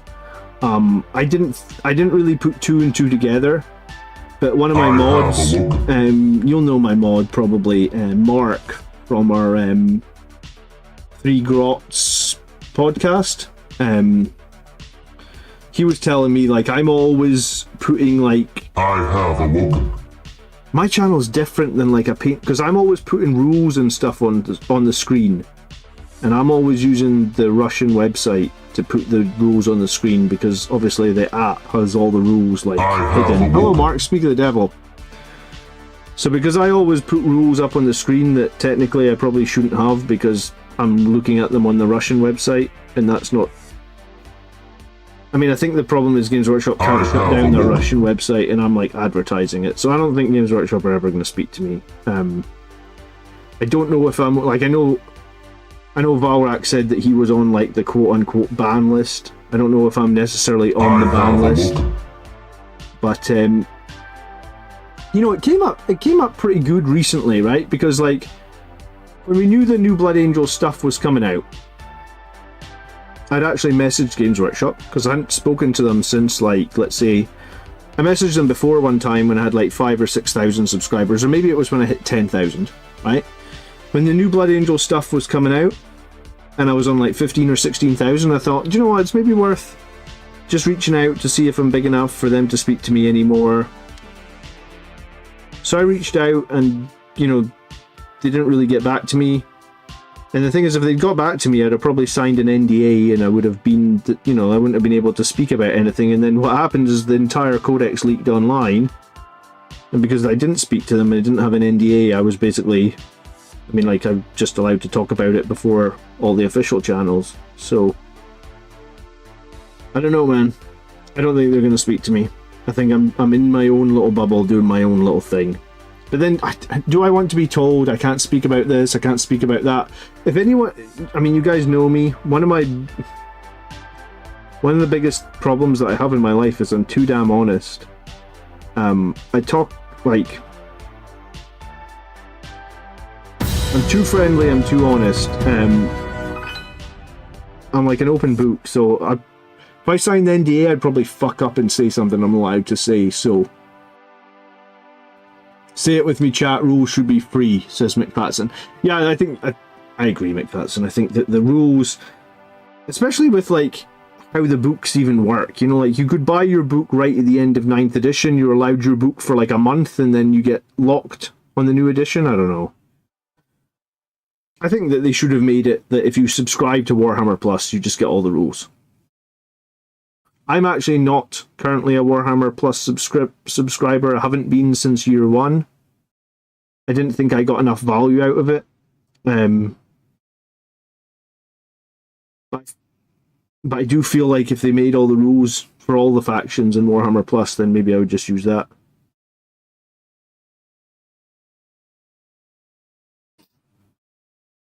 Antonius, thanks again, dude. Very, very generous. Do appreciate it.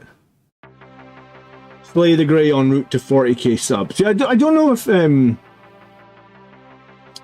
40k subs is possible, but I think that 25k might be. I think that'd be huge. I mean, that's well beyond my wildest dreams. Who was it just said like the stream? Someone said like the stream. Please like the stream if you haven't done it. James Taylor, thanks James for reminding me to ask people to like the stream. Yeah, it always helps out if you guys take 2 seconds and press the like button, so please consider doing that. It helps me. It does actually make a difference if you like the videos, because it just basically tells YouTube that my videos aren't crap and it should show them to other people. So please consider doing that if you ever like the videos. This is why I love Pathfinder so much.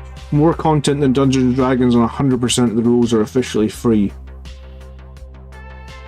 Free rules, everyone 3D prints and uses Army Painter paints. Yeah, I mean, I guess they have to protect some of it, but I'm not asking for free rules, Marius. I was asking for, like, put the rules inside Warhammer Plus, and I mean, I'm okay with them charging whatever they charge, like $4.99 a month, is it? $5.99 a month? Like, I don't mind paying for the rules, I just don't want to buy all the codexes, because guess what? I don't collect all the armies. And there must be a lot of people like me, I feel like. Not everybody buys every new codex, right?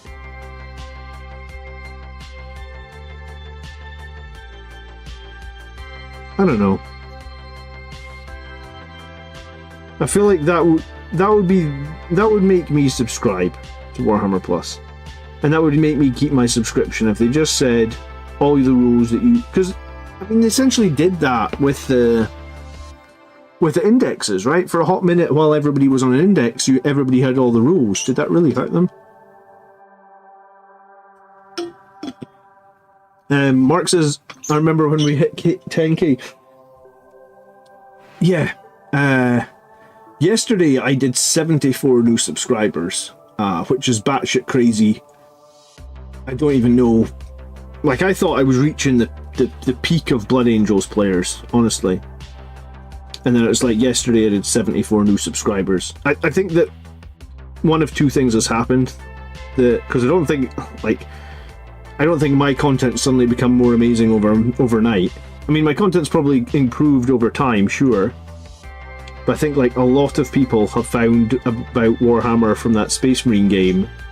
I think a lot of people have been buying the new Blood Angel stuff. Because, yeah, 74 subscribers in a day is like... That's like my best day of subscribers ever, and the channel's like 4.5 years old. 10k was last year. I don't know. I think you can see a graph in YouTube of subscribers. Maybe. There's a button that you can click in the analytics, I think.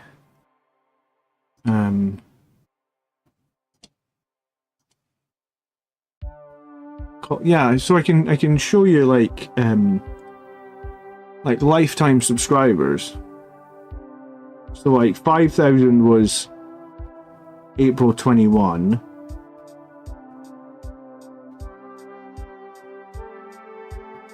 So it took like a year to go from 5 to 10.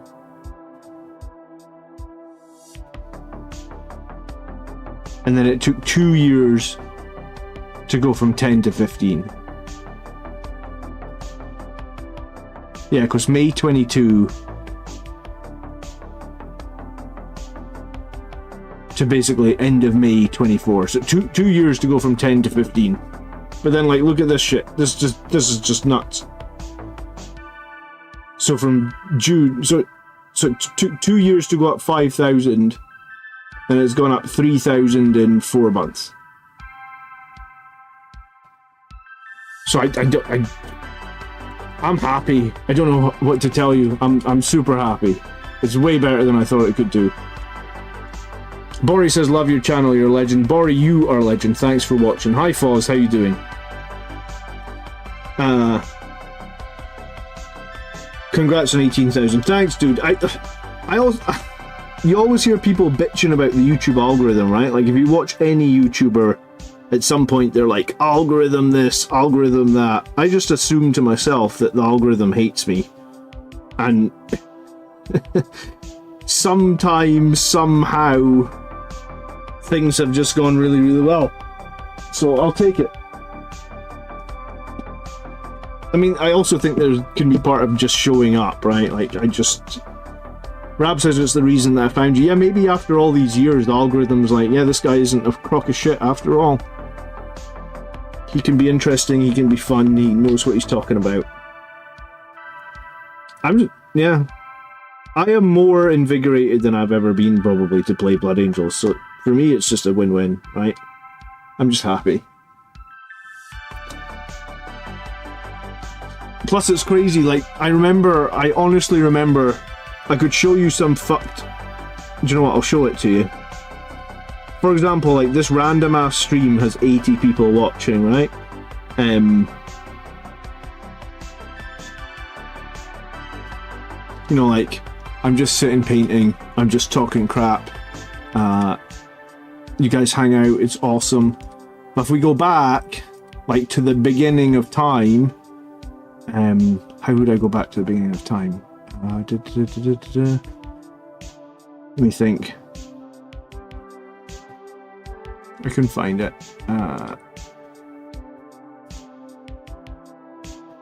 Right, I did a live stream.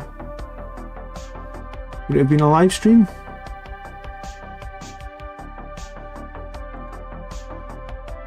Probably.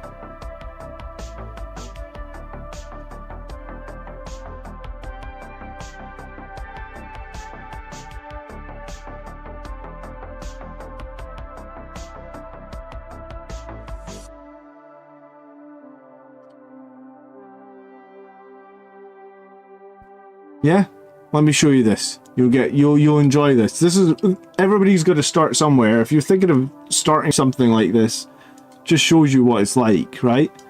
So this was a stream that I did ages ago. When did I do this? The 21st of August So this would have been like 2020. So this was the year that I did my... This is the year I started my stream. So I streamed for 29 minutes with one viewer. Which was probably me watching another window to check it was working. So, I literally streamed for 29 minutes to one viewer. I think I actually found I was looking back at some old analytics at one point. I think I actually found a stream where I was live for like an hour and nobody watched, right? Like I just streamed to nobody for an entire hour. Which is fine. You gotta start somewhere, right? But just, it feels very vindicating to actually have... You gotta grow from something, right? Thanks again for the gifted subs, Antonius. You're always hooking me up. I appreciate it. VT's only subscribed to like 3 YouTube channels, and I am one of them. Feel very, very honoured. Thank you.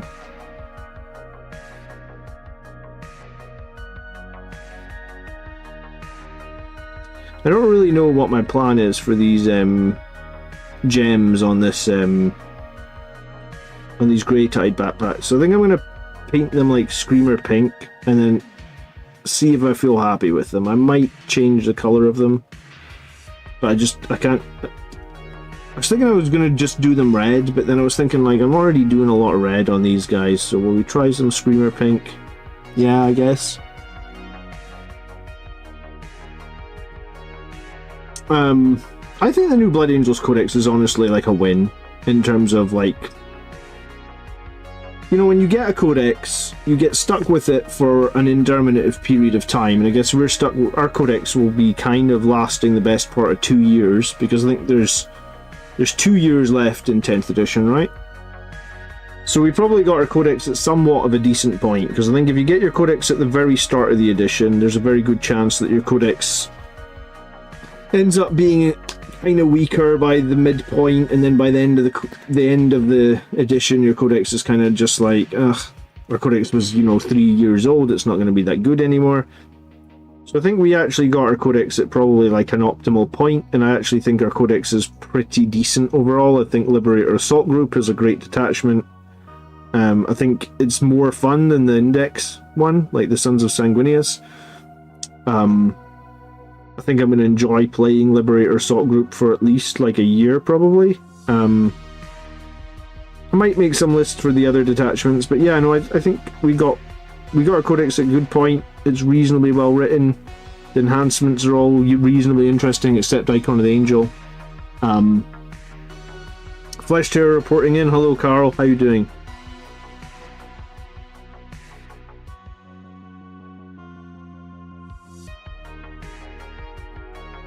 I kind of wish they'd actually... The one thing I will say is, like, I don't really have any love for those Death Company captains. I wish that they'd actually given us Flesh Terror character. Like, if they'd given us, like, the Death Company captain with a jump pack. I mean, I guess he's somewhat thematic. It was cool in the previous editions when captains could join in the jump pack. I guess it's less impactful now. I feel like, anyway. So, I wish that they'd probably just given us Flesh Terror's characters rather than the one in the jump pack. Especially when they made that new captain mold. Like, I don't really know if we needed a distinct Blood Angels captain that is different from the Space Marine captain, but for the most part, entirely the same, except you can have a pistol, right? I think Icon of the Angel is a trash. I think it's an absolute trash enhancement. I don't think Reivers changed that in one bit. I think of the other 3 enhancements that we've got, how good they are, I don't think stopping enemy infantry and beasts or whatever it is falling back is of any value. Ryan. Oh, you're just trolling? I thought you were trying to be serious. Because there is this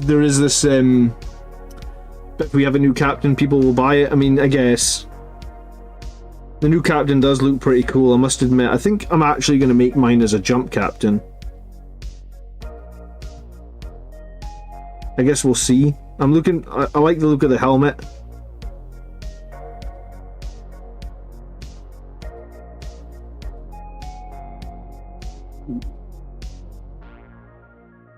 The Sanguinary Priest needs a jump back.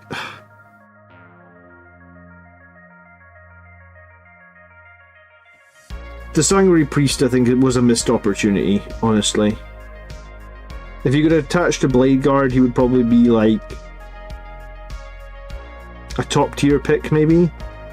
Because he only really attaches... The only two units I could see you taking him with are like Stern Guard or Assault Intercessors, and I think both of them are... Well, you'd have to take them in 10s to really get the most out of the Priest, and I think both of those are somewhat of a reach for Blood Angels. Like, not many people take Assault Intercessors in 10, not many people take Stern Guard in 10. It's somewhat of a reach, right?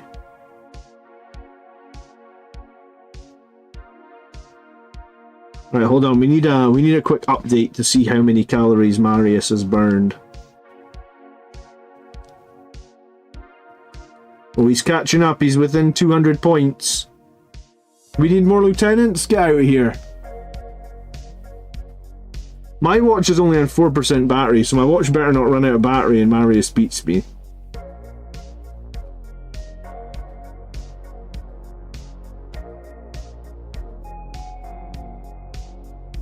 I don't think it would have made sense to make Flesh Tearers models on a Blood Angels refresh. While the Captain wasn't something we needed, it's easily been the most popular model. Yeah, I mean, the Captain has probably been one of the most popular just because he is the one that looks the most Blood Angels, I guess? Or was it just that the Sanguinary Guard just look that bad? I think they definitely missed something with the Sanguinary Guard.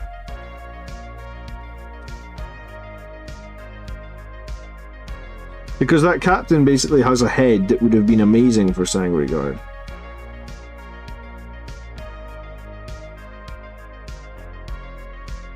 Oh. Marius has achieved his October challenge reward. Oh, he's within 100 points. Oh, I hadn't updated. Oh crap. Oh crap. I'm gonna lose.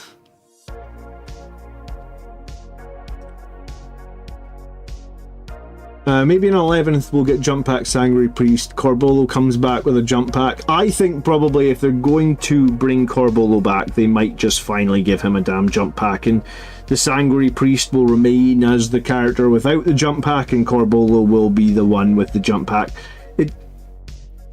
It could just be me thinking out loud, but I really think like Corbolo has been so irrelevant for so long.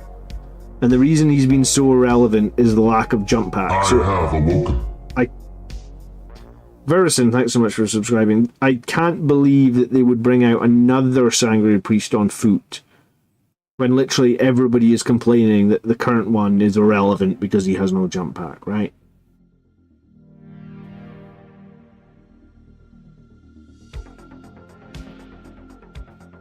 I don't think it's a conspiracy theory with the Sanguinary Guard. I think they just decided to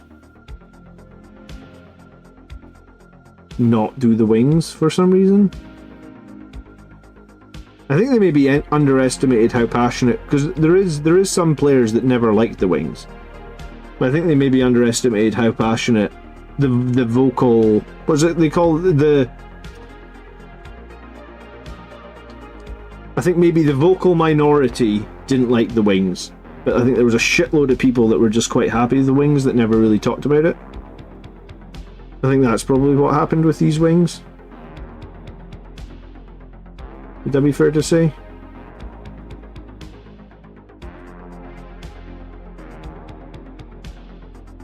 Evening Gitley, it's been a little while. How are you doing?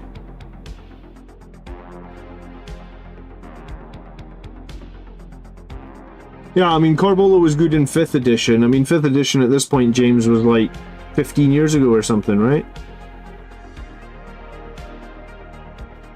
I mean, I've been back playing Warhammer for about 8 years at this point. I think I came back in 7th edition? Maybe not quite 15, maybe it was like 12 years. But yeah, when a model's been irrelevant for like 12 years, I don't know why they would do a refresh that and not expect it to still be irrelevant, right?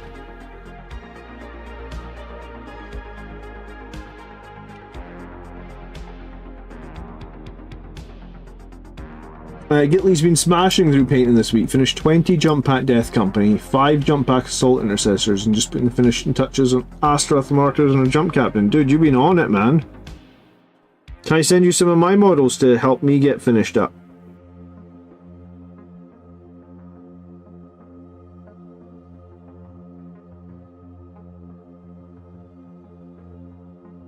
That's the one thing I really miss. Like, I have kids, and I wouldn't change it for the world, but at the same time, like, I sometimes just miss being able to get up in the morning, come to my computer, and just paint for the entire day, and, like, smash out an entire squad in a day. Like, I just never get to do that anymore.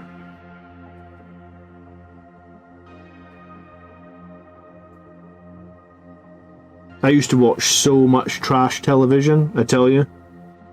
Like, just painting models, not, you know, like, basically there's something on in the television, but I'm not watching it. That's a good question. Who's got, like, a really embarrassing guilty pleasure? Like, who watches something on telly that they really don't want to admit it's like an absolute guilty pleasure while you're painting? You're not really paying attention to it, but you love having it on the background. If I hear some really good ones, I'll tell you what my one was. Do you know what? My 2-year-old has his first model now. We've been painting his first Space Marine together. It's really bad. Like, do you know what? I'll say it's really bad, but this is his first Space Marine.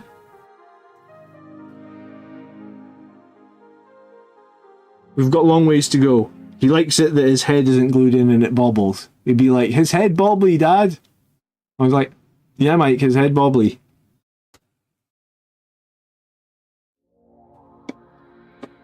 Below Deck is something that I watch when I paint. Dude, I want to finish Below Deck. I haven't watched any of the new Star Trek stuff for a while.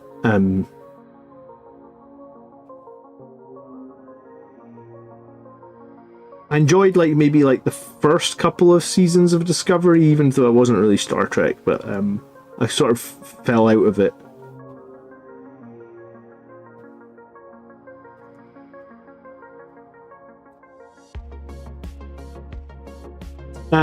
Debiscus said, "I painted my first hold unit ever today. It looks so bad, yet I am so happy." Well, dude, you only get better from practice. So take a couple of photos of your first set and keep them on your phone or something, and then look back at them when you've finished your second set or your third set. And, you know, like people always say, just try and get 1% better each time.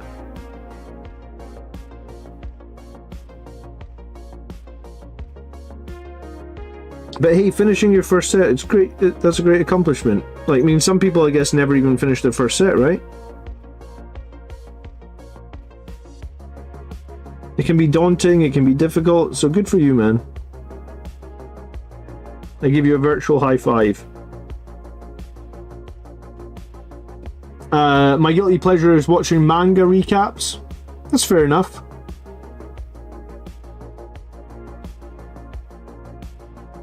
Do you know what I finished watching last night was Terminator 0. Has anyone watched that? That was a weird series. I'm a huge Terminator fan, though, I must admit. Like, Terminator is one of my favourite, like, science fiction action universes, I guess. When you actually break it down, there's been a lot of Terminator movies now. I think a lot of them have been trash, but I just love the Terminator, I guess. I mean, T1 and T2 were amazing, which probably set it up, right? I listened to an entire Alan Partridge audiobook while painting the other day. Good for you, man. Audiobooks are amazing for painting and stuff like that.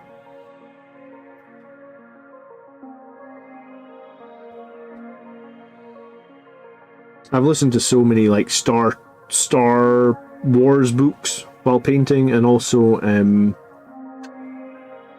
Forgotten Realms novels. I really liked I really liked Lord of the Rings when I was growing up, so I read a lot of Forgotten Realms stuff. I get so many Forgotten Realms novels, actually. Don't read them as often as I used to, but I still do sort of love them. I've got a soft spot for Forgotten Realms novels.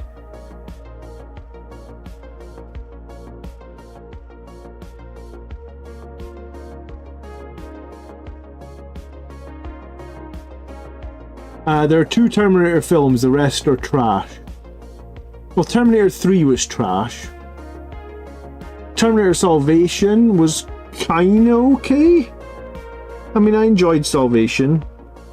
Then there was Genesis, which was back to being... Let's just say Genesis was not great. I did like the start of Genesis when it was like the alternate future, the alternate timeline stuff.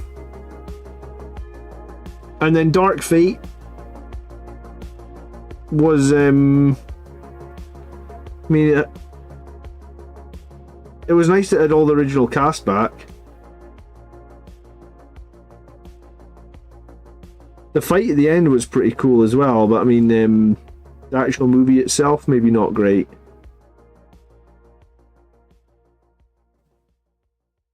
I have awoken. Joseph, thanks so much for subscribing. Drizzt, yeah, I've read a lot of Drizzt. I think everybody who's read Forgotten Realms books has read a lot of Drizzt, right, Casper? I must admit, I've probably read like 20 or 30 of the Drizzt novels. And I've read the first one like so many times. I love that first book. Homeland. I assume if you've read Drizzt, you've read Homeland. That's such a good book. That might be that Homeland might be my favourite Forgotten. Well, it's technically not the first one because he wrote it later as a prequel. But yeah, I think Homeland's a brilliant book. It's one of my favourites.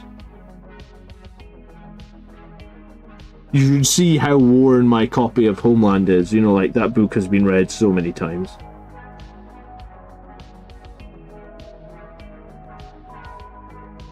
The TV show was decent for Terminator, but it completely destroyed the writer's strike at the time. Yeah, do you know, I actually didn't hate the Sarah Connor Chronicles. But yeah, it was a bit all over the place. Hello, Highland Phoenix. Good evening. How are you?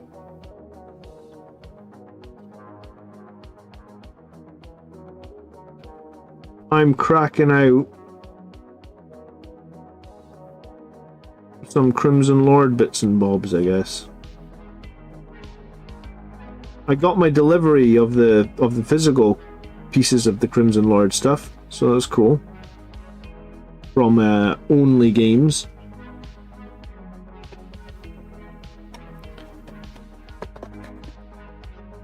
I noticed that Archie's Forge are selling these things as well now. I mean, I think the Only Games ones seem like they're pretty decent. I threw some paint on the one that I had before just so you could see what it might look like.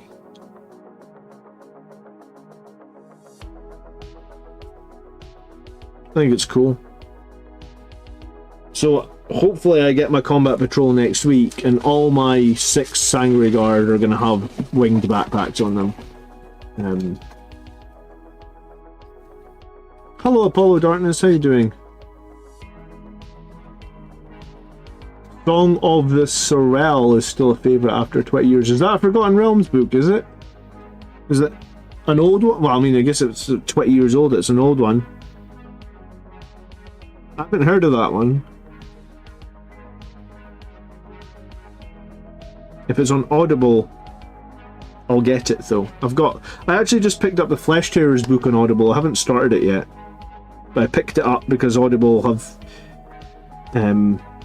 I have a subscription to Audible and they're always offering me like half price credits. I guess here's a tip: if you've got an Audible subscription, every time you go and cancel it, tell them it's too expensive, and they always, like, maybe not always, but I'd say like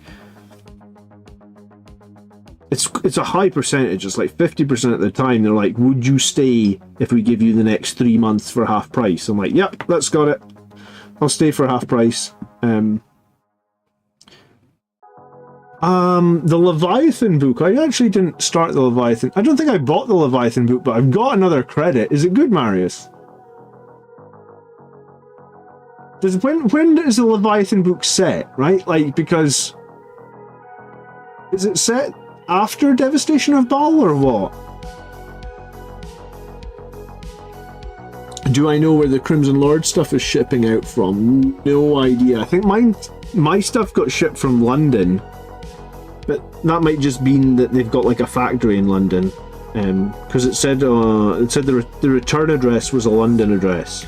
But I don't know if it. I don't know if their factory's in the UK or where exactly Only Games is based. The customer service has been good though, because I contacted them and they replied pretty quickly, so it might be worth asking if you can get a tracking number or something like that.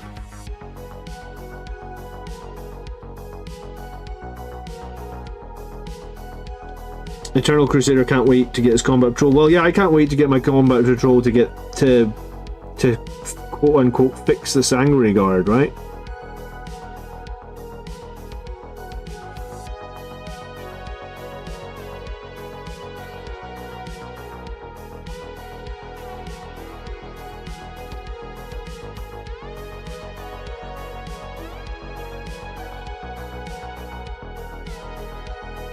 Leviathan is set during the current time period, the new Tyrannic War, but it's very standalone.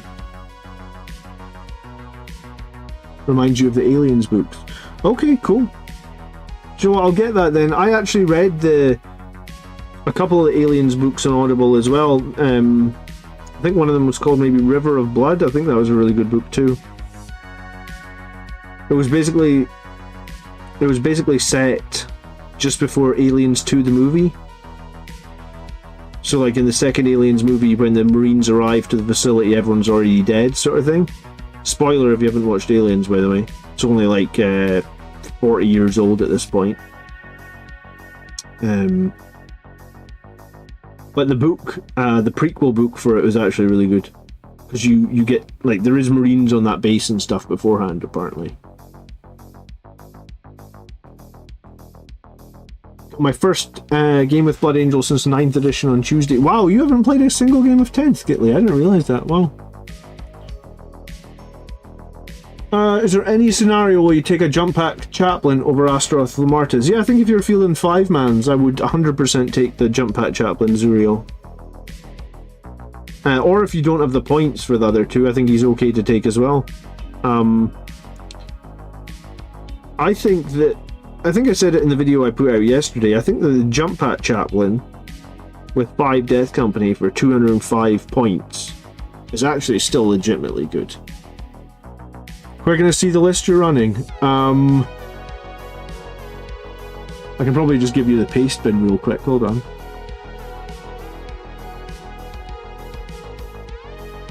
Yeah, I think I've got it.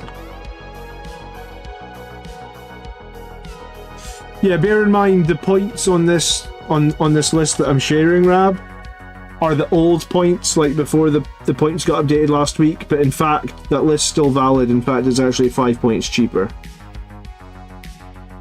So like Jump Intercessors are a bit more expensive, Death Company are a bit more expensive, but the Sanguinary Guard went down and one of the enhancements went down, so it's actually 5 points cheaper than what's in that page. So that pastebin link should...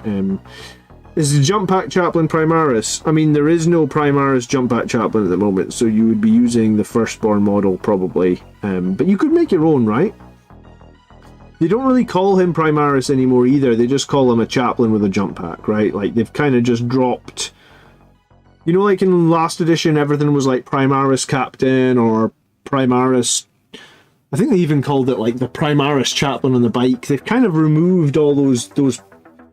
They've kind of removed the Primaris keyword in general.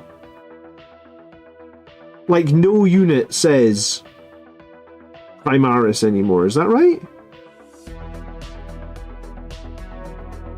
So it's just called Chaplain with a jump pack. They actually call the Redemptor Dreadnought the Primaris Redemptor Dreadnought. Do they really?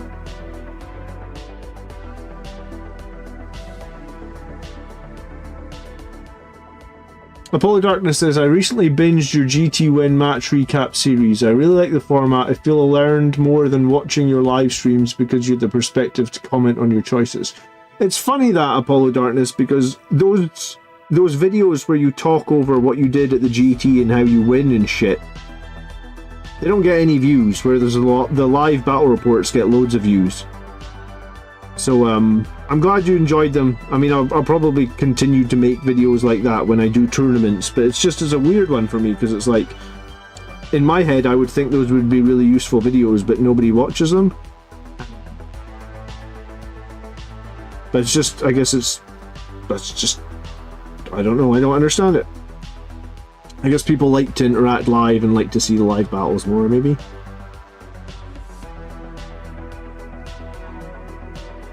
Also short format to make it simpler to follow. Yeah, I mean, I'm always looking for new ideas and new video ideas to get to, you know,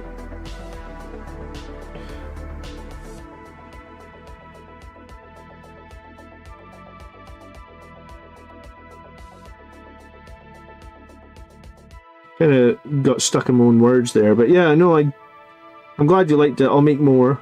I've got a tournament in January I'm probably going to, so I'll be breaking that one down for sure as best I can to help people. It says it on the box. Does it actually say it in the Codex though, or does it say it in the app? I mean, yes, maybe some of the older boxes would still say like Primaris on them, but I think if you look at the units listed in the Codex now, I don't think any of them say Primaris on them anymore. I think they've kind of dropped that keyword. I mean, they've killed like 90% of the Firstborn stuff anyway. Like Firstborn are they're not extinct, but they're definitely getting that way, or they're definitely closing in on being extinct, right?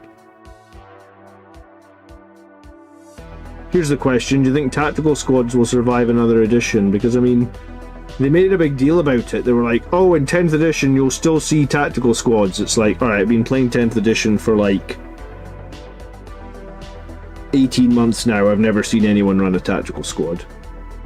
But they did make a big deal about it. They had a Warhammer community article saying like, don't worry, you'll still see tactical squads coming out of rhinos. And it's like, yeah, nobody runs that. No one's run that for like 5 years anyway.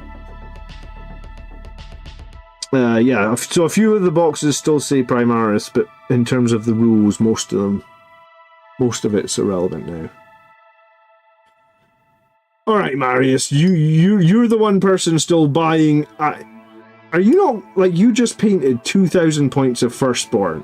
You don't have any qualms about the amount of money that you just spent on that, and the fact that it's all going to go Legends in like a year's time? You're cool with, like, that doesn't bother you at all? I mean, if it doesn't bother you, more power to you, man. I just don't like wasting, like, if I do a unit and it gets made Legends, I just feel like I wasted my time.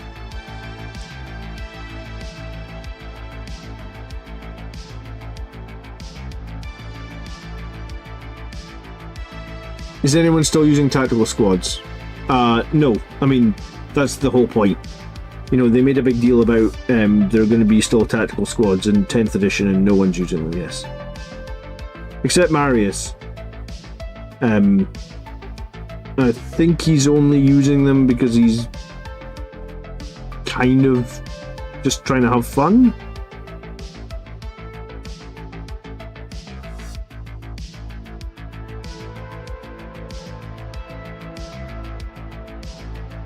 Oh, don't get me wrong. Like, there's a crazy Blood Angels box set on eBay that I'll show you actually. Hold on a sec. I very much doubt it sold since I saw it. I think I had it on my watch list. I don't know why it was on my watch list. I'm not going to be buying it, but let me check. Watch list.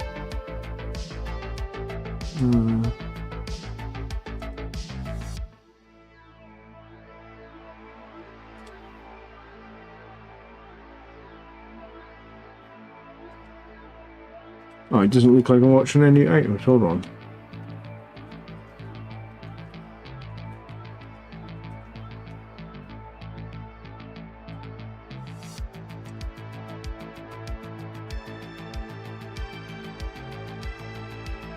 You sort by the highest price.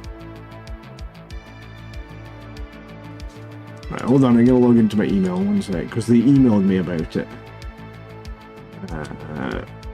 eBay.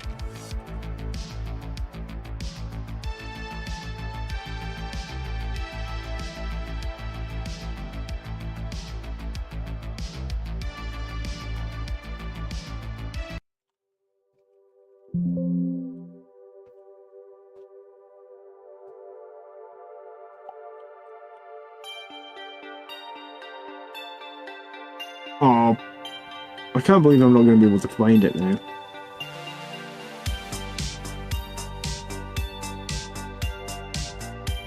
There was like a Blood Angels, maybe it's like 2nd edition. Maybe I'll search that, hold on.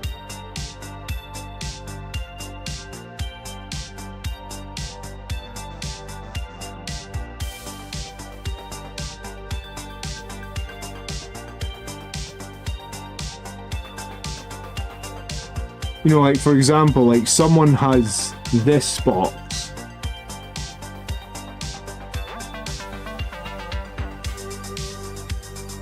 £270. Holy shit.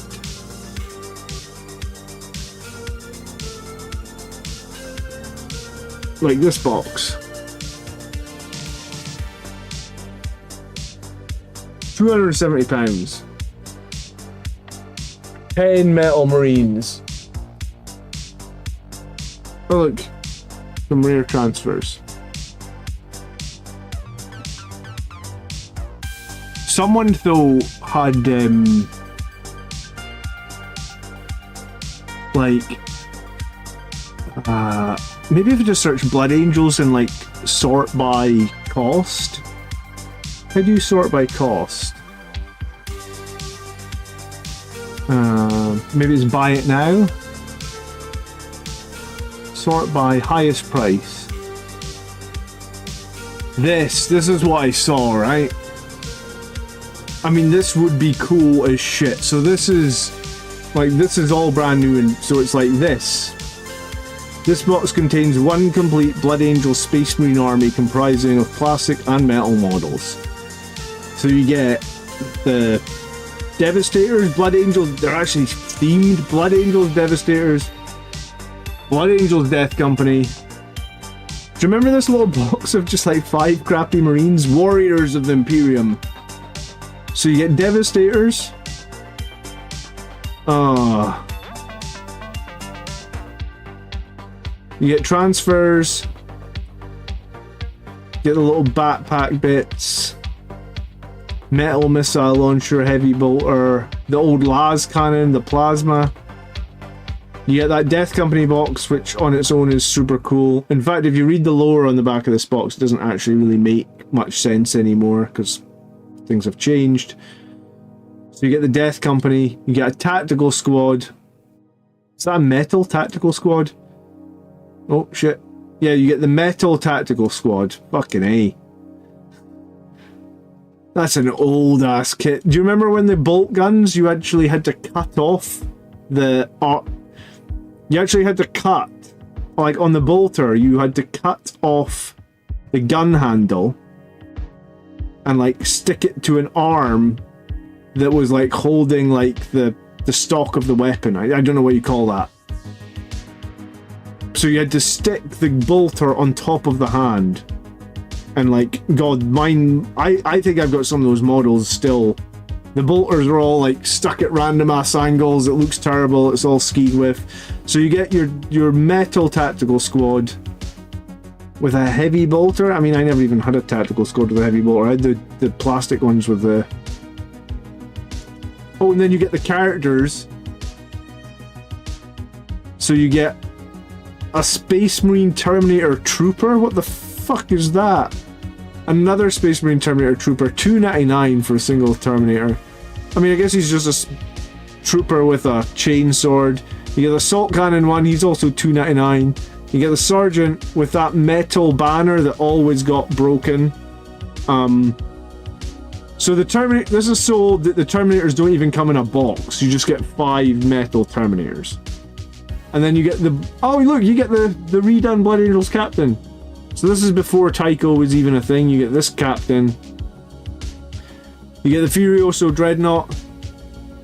This will be interesting. Space Marine The Space Marine Dreadnought is the ultimate in personal armor. Bristling with a variety of awesome weapons. It strides awesome weapons. What? A fucking assault cannon and a fist? Assault cannon and a stormbolter.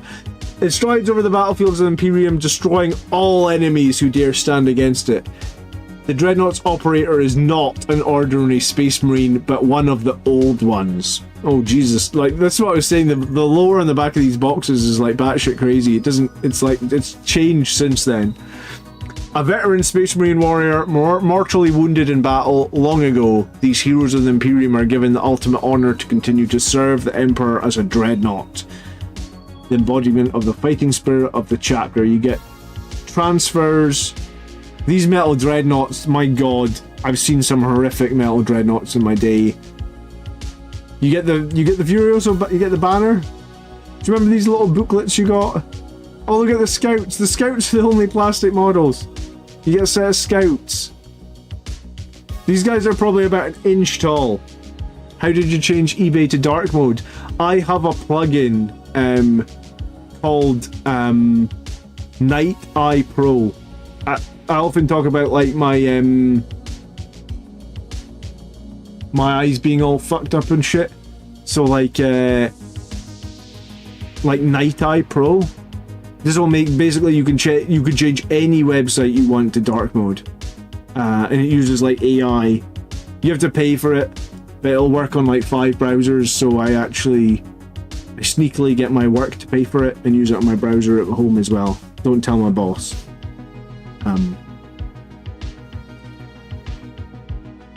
The transfers come in blisters, the banners come in blisters. I do not ever remember seeing banners inside a blister pack. These are some old ass transfers as well. The chance of those transfers still working, I feel like those transfers don't age very well, because I've got some really old yellowed sheets as well, and when you take them off they often break. You get this little box of 5 plastic Marines, I guess. Yeah, like I said, you've got to cut off their fucking bolter handles to stick them to the arms. It was a real pain in the arse. And that's it. Oh, it says here, so you get Captain Tycho, the Tactical Squad, the Devastator Squad, the Death Company, the Terminators, the Scouts, the Dreadnought, the banners, the transfers, the army list, all for the bargain price of $22.50. The reason I know, because I put it on the watch list, because I was just like, oh man, that's fucking cool. I'll probably never get it, but it's so cool, right? And whoever's selling it like sent me an offer. It's like you know, like, you can get it 10% off for like £2,050. I was like, I was like, I need to take this off my watch list because I don't want to accidentally click like and end up buying it at, like, accepting their offer and like being like, oh shit buckets, I'm buying a set of like 5. I'm buying a set of these for like $2,000, right? Super cool though. I mean, that's nostalgia in a box, right, Marius?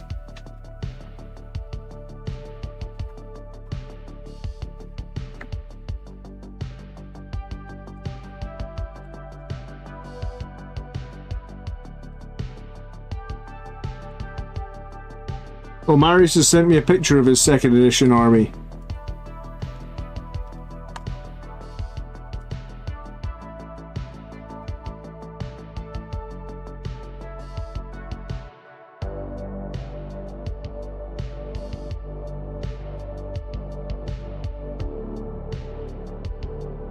The multi-melt had 2d12 damage back then. Did it really have 2d12 damage?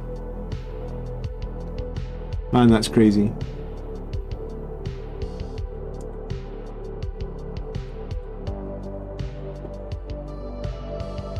Pounds per model. I mean, it's like 50 models. So I guess it would be I'm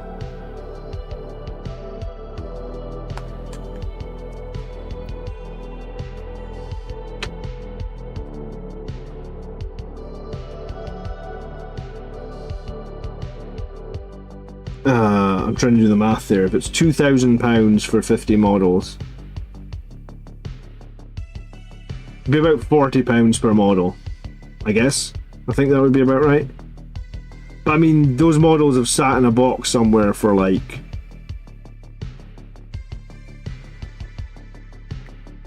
I mean, that's like a 30-year-old box set.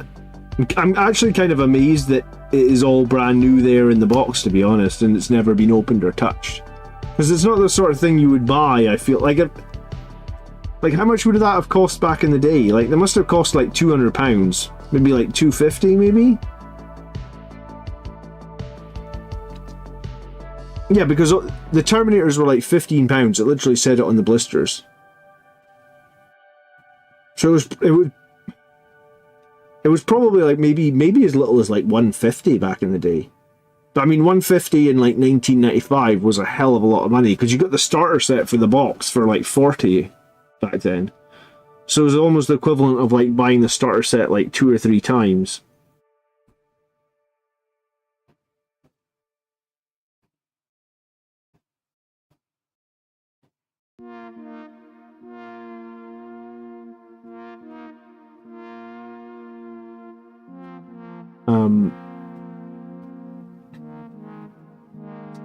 You know, and occasionally Games Workshop do those like re-releases of older editions. They did it not too long ago, right? Where they re-released all the starter was it like the 3rd edition starter set? Made to order? I can't remember exactly what it was, but I'm sure they did an old like starter set from like 3rd edition or 4th edition made to order.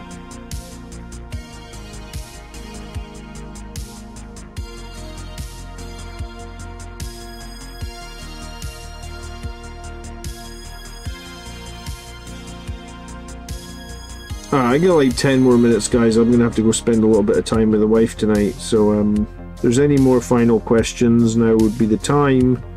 If not, I will be here tomorrow night to go over army lists. The army list show goes on every Sunday from 8, so get yourselves to... Well, I mean, I've had a lot of submissions of army lists again this week, so Sunday 8 will be live for like an hour and a half, and we'll go over like probably like 5 or 6 lists tomorrow night.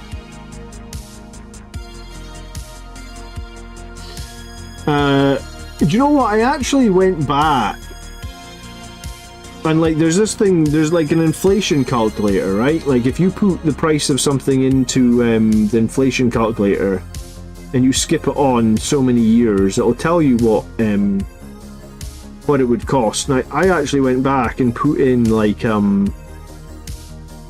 because I remember that the starter set in 2nd edition cost £40, and I think 2nd edition came out in like 1993 or 1994. If you go put that into like an inflation calculator, £40, and check what it is, it's basically bang on. So like Games Workshop prices have kind of stayed the same, just inflation is a bastard, I guess. Inflation makes you think you're paying more, but like their prices haven't actually, like, it's not like they've gone up 10%, 20% over inflation. They've gone up with inflation, which is probably pretty reasonable, because like some companies don't do that at all, right?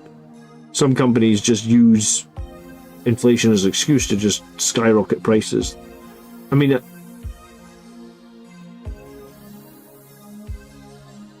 Tom says in your last video you mentioned Terminators. Would you equip them with any other ranged weapons?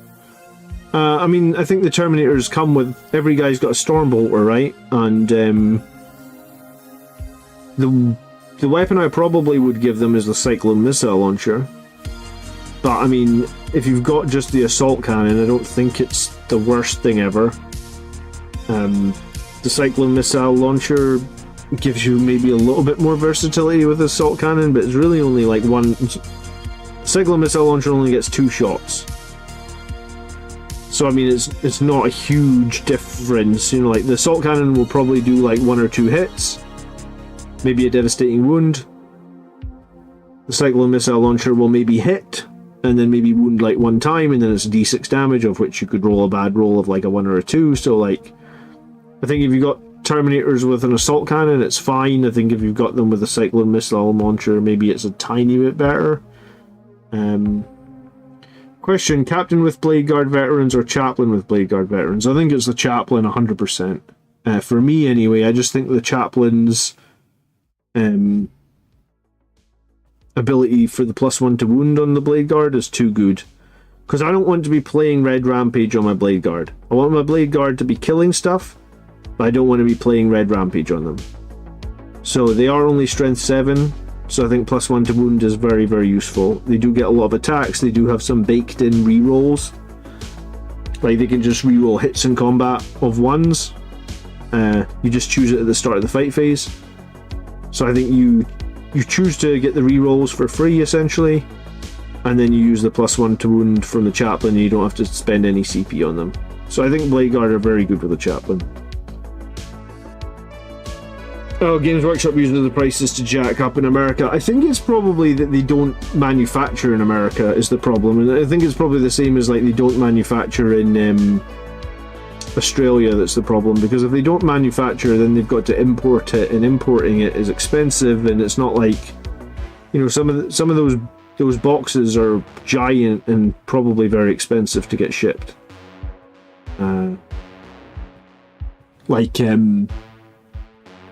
If you order something from, like here in the UK, if you ordered a t-shirt from America, you get shafted on shipping, and it's only a t-shirt, and a t-shirt takes up like no size, right?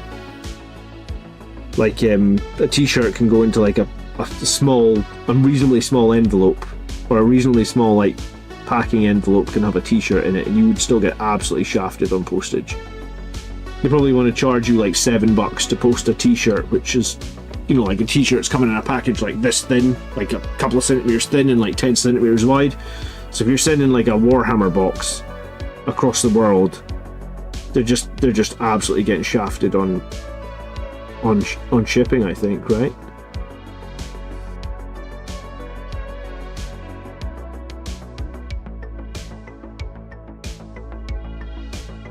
I think the Rhino is technically cheaper now, yeah, probably.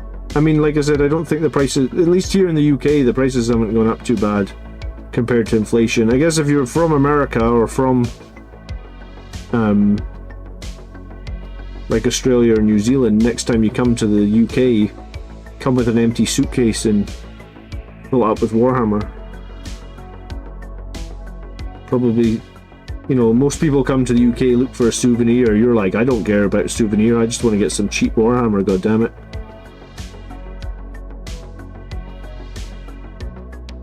I know someone sent a completed strike to California and shipping was $27.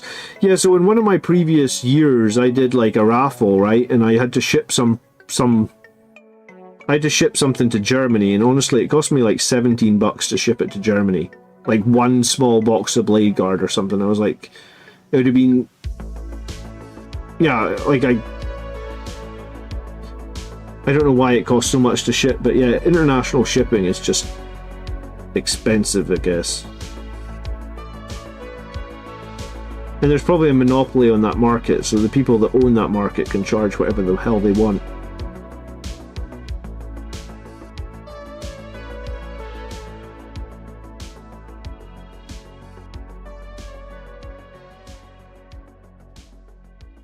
I'm in the community for a month or so. I don't understand why people say plastic is expensive. It's the cheapest material we produce with it's probably, yeah, I mean, it's probably just hide, because I mean, at least here in the UK, it's been like another recession for a bunch of years. So, people's wages in the UK have stagnated, probably since COVID, so no one's getting paid any more than they were from like 5 years ago. In fact, probably people haven't kept up with inflation, because inflation in the UK has been crazy. There was like a year where inflation was like 10%. So like I feel like nobody's job, maybe like the very, very few minority were getting a 10% wage rise that year that inflation was 10%. So I think America, like, I don't know as much about American politics. In fact, I know very little. But I think America have had the same. They have had high inflation. I have seen people online moan about gas prices and stuff. So it's probably just like people's wages haven't gone up, and then Games Workshop have put their prices up. But I mean, they've probably put their prices up probably similar to inflation. But the thing is that people perceive it like, if inflation is 5% and your job only gives you 2% because your job isn't going to give you what inflation is because reasons, right? Your job can't afford to give you that same 5% because inflation's been really high. Then people perceive that as that they've taken a wage cut. And if they've taken a wage cut and their hobby, for example, buying miniatures, went up 5%, then they've seen the miniatures get more expensive. But it's all relative, you know? But yeah, I mean, I think it's just nobody. A lot of people have been squeezed in the last couple of years, and because of that, it's perceived as more expensive, right?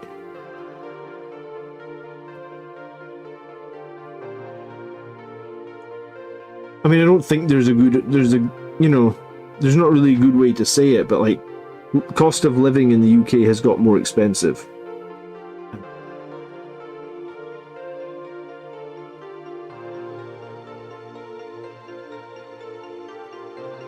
I mean, people always bitch about prices, like it's, you know,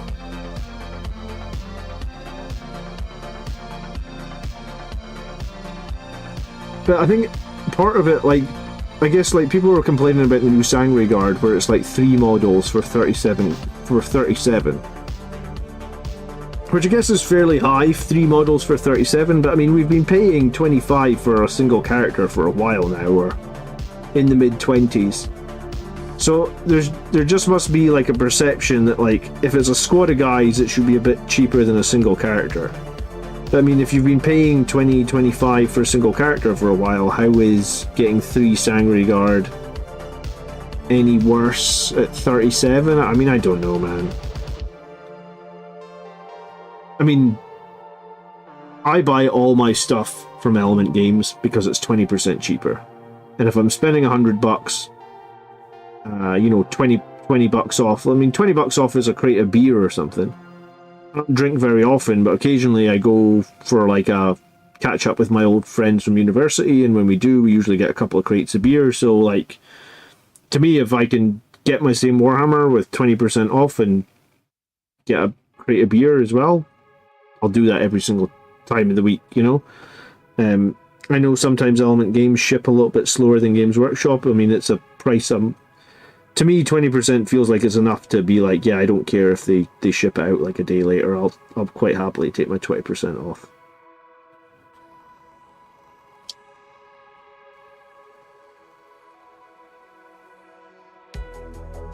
Did I order the new Kill Team starter set? No, all I've bought recently is the new Combat Patrol, which I think is coming for me. Eternal Crusader said Element Games were apparently shipping it his midweek. He was apparently going to get his on Tuesday, which seems a bit crazy, but I was expecting to get the Combat Patrol like next weekend, right?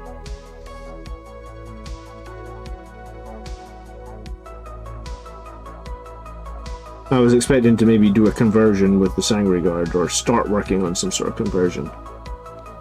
Rab says 20% covers the paints and supplies I need. Well, I mean, that's why I made the shift this year to, or was it last year? I made the shift to Color Forge sprays, because I spray all my models before I paint them, and Color Forge sprays are basically, they're 20% cheaper than the Games Workshop cans, and they are 20% more volume, so 20% cheaper, 20% more volume equates to something in the region of like 33% more value. And like I sprayed them side by side, the Games Workshop cans versus the Colourforge, and was like, there's like no difference in this to me. So I buy all my sprays from Colourforge now and save myself like 30% on all my spray paint. I made a video about that as well. This is about being smart, I guess, as a consumer, right? I actually found a website. This is I didn't know about this until this week, but if in the UK now, there's a website called Camel. I mean, it sounds a bit random, and I guess it is a bit random, but like if you go to Amazon, like we went onto Amazon, right, and you're looking, like I was thinking about getting my kid a tablet, one of those like Amazon Kid tablets. Marius, thank you so much for, is the Death Company box video still accurate? Yeah, I would still build it the same way that I said to build it in that video. Right, so like there's a kid's tablet for Amazon. There's like 125, right? And if you go to this website, camel.com, and you punch in the Amazon link, it actually shows you the price history of all time. So like, in the sale that they just had, this tablet's $59. Down from that. So it's literally less than half price. And you could go back and be like, alright, so like Black Friday last year, that's the end of November. So Black Friday last year, this tablet was like 65. So like if you're ever going to buy anything on Amazon again, oops, camel.com, you literally just put in the URL and it'll tell you its price history over time. I was like, I think, you know, like what you're talking about, Warhammer being expensive and stuff, I think you just got to be smart as a consumer these days, right? It's, you know, everyone's going to buy Christmas presents, so go and look them up. And I'm not sure if there's a version of Camel for the US, but there's probably one. And then just like, you know, it does make you wonder with Amazon though, like if they can afford to knock these tablets to like half price, surely they're not selling them at a loss. That was the thing that was confusing me. I was like, so these tablets literally go to half price like 2 or 3 times a year. So when they're selling them at full price, they're literally just making that extra half profit every single time. Oh, my streams sometimes go a bit random, Rab, I'm sorry. We flow with whatever people are talking about in chat, I guess. Alright, I am heading off. It's 11 o'clock. Yeah, I better head off. I said to my wife it'd be 2 hours, that's 2.5.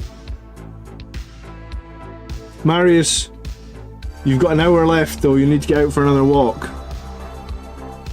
Look, this is me on the right, this is Marius on the left. This is pretty accurate though, you know, Blood Angels on the right, winning, Ultramarines on the left, losing, right? I do appreciate the £2 super chat, Marius, thanks so much. If I compare Warhammer prices to Lego, my housemate spends a fortune on Lego. That is true. That is so true. I mean, you can buy a Lego set for like $500 these days, right?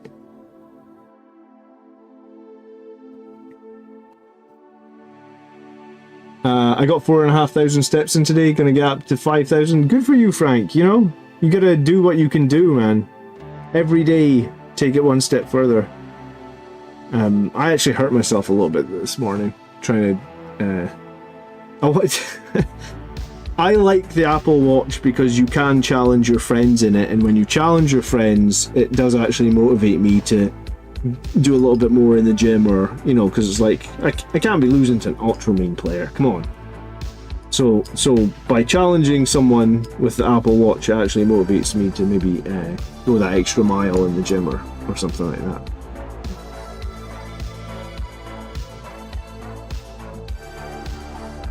Yeah, that's true. Lego sets do go up in value as well. You've got me beaten on standing and moving. Well, I don't know why it's given me more points, Marius. I don't know if you can jump into it and see why it's giving me more points.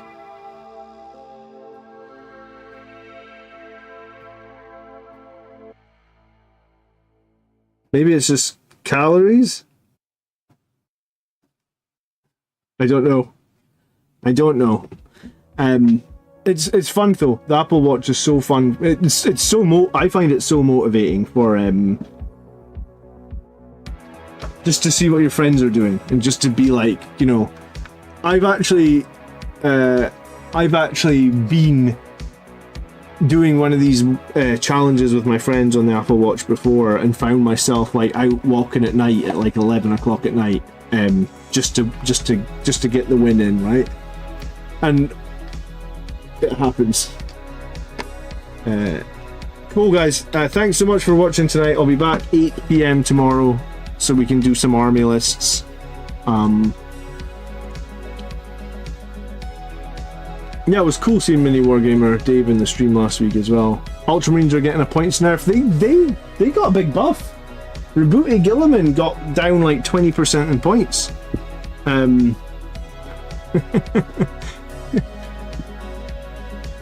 So Marnius Calgor or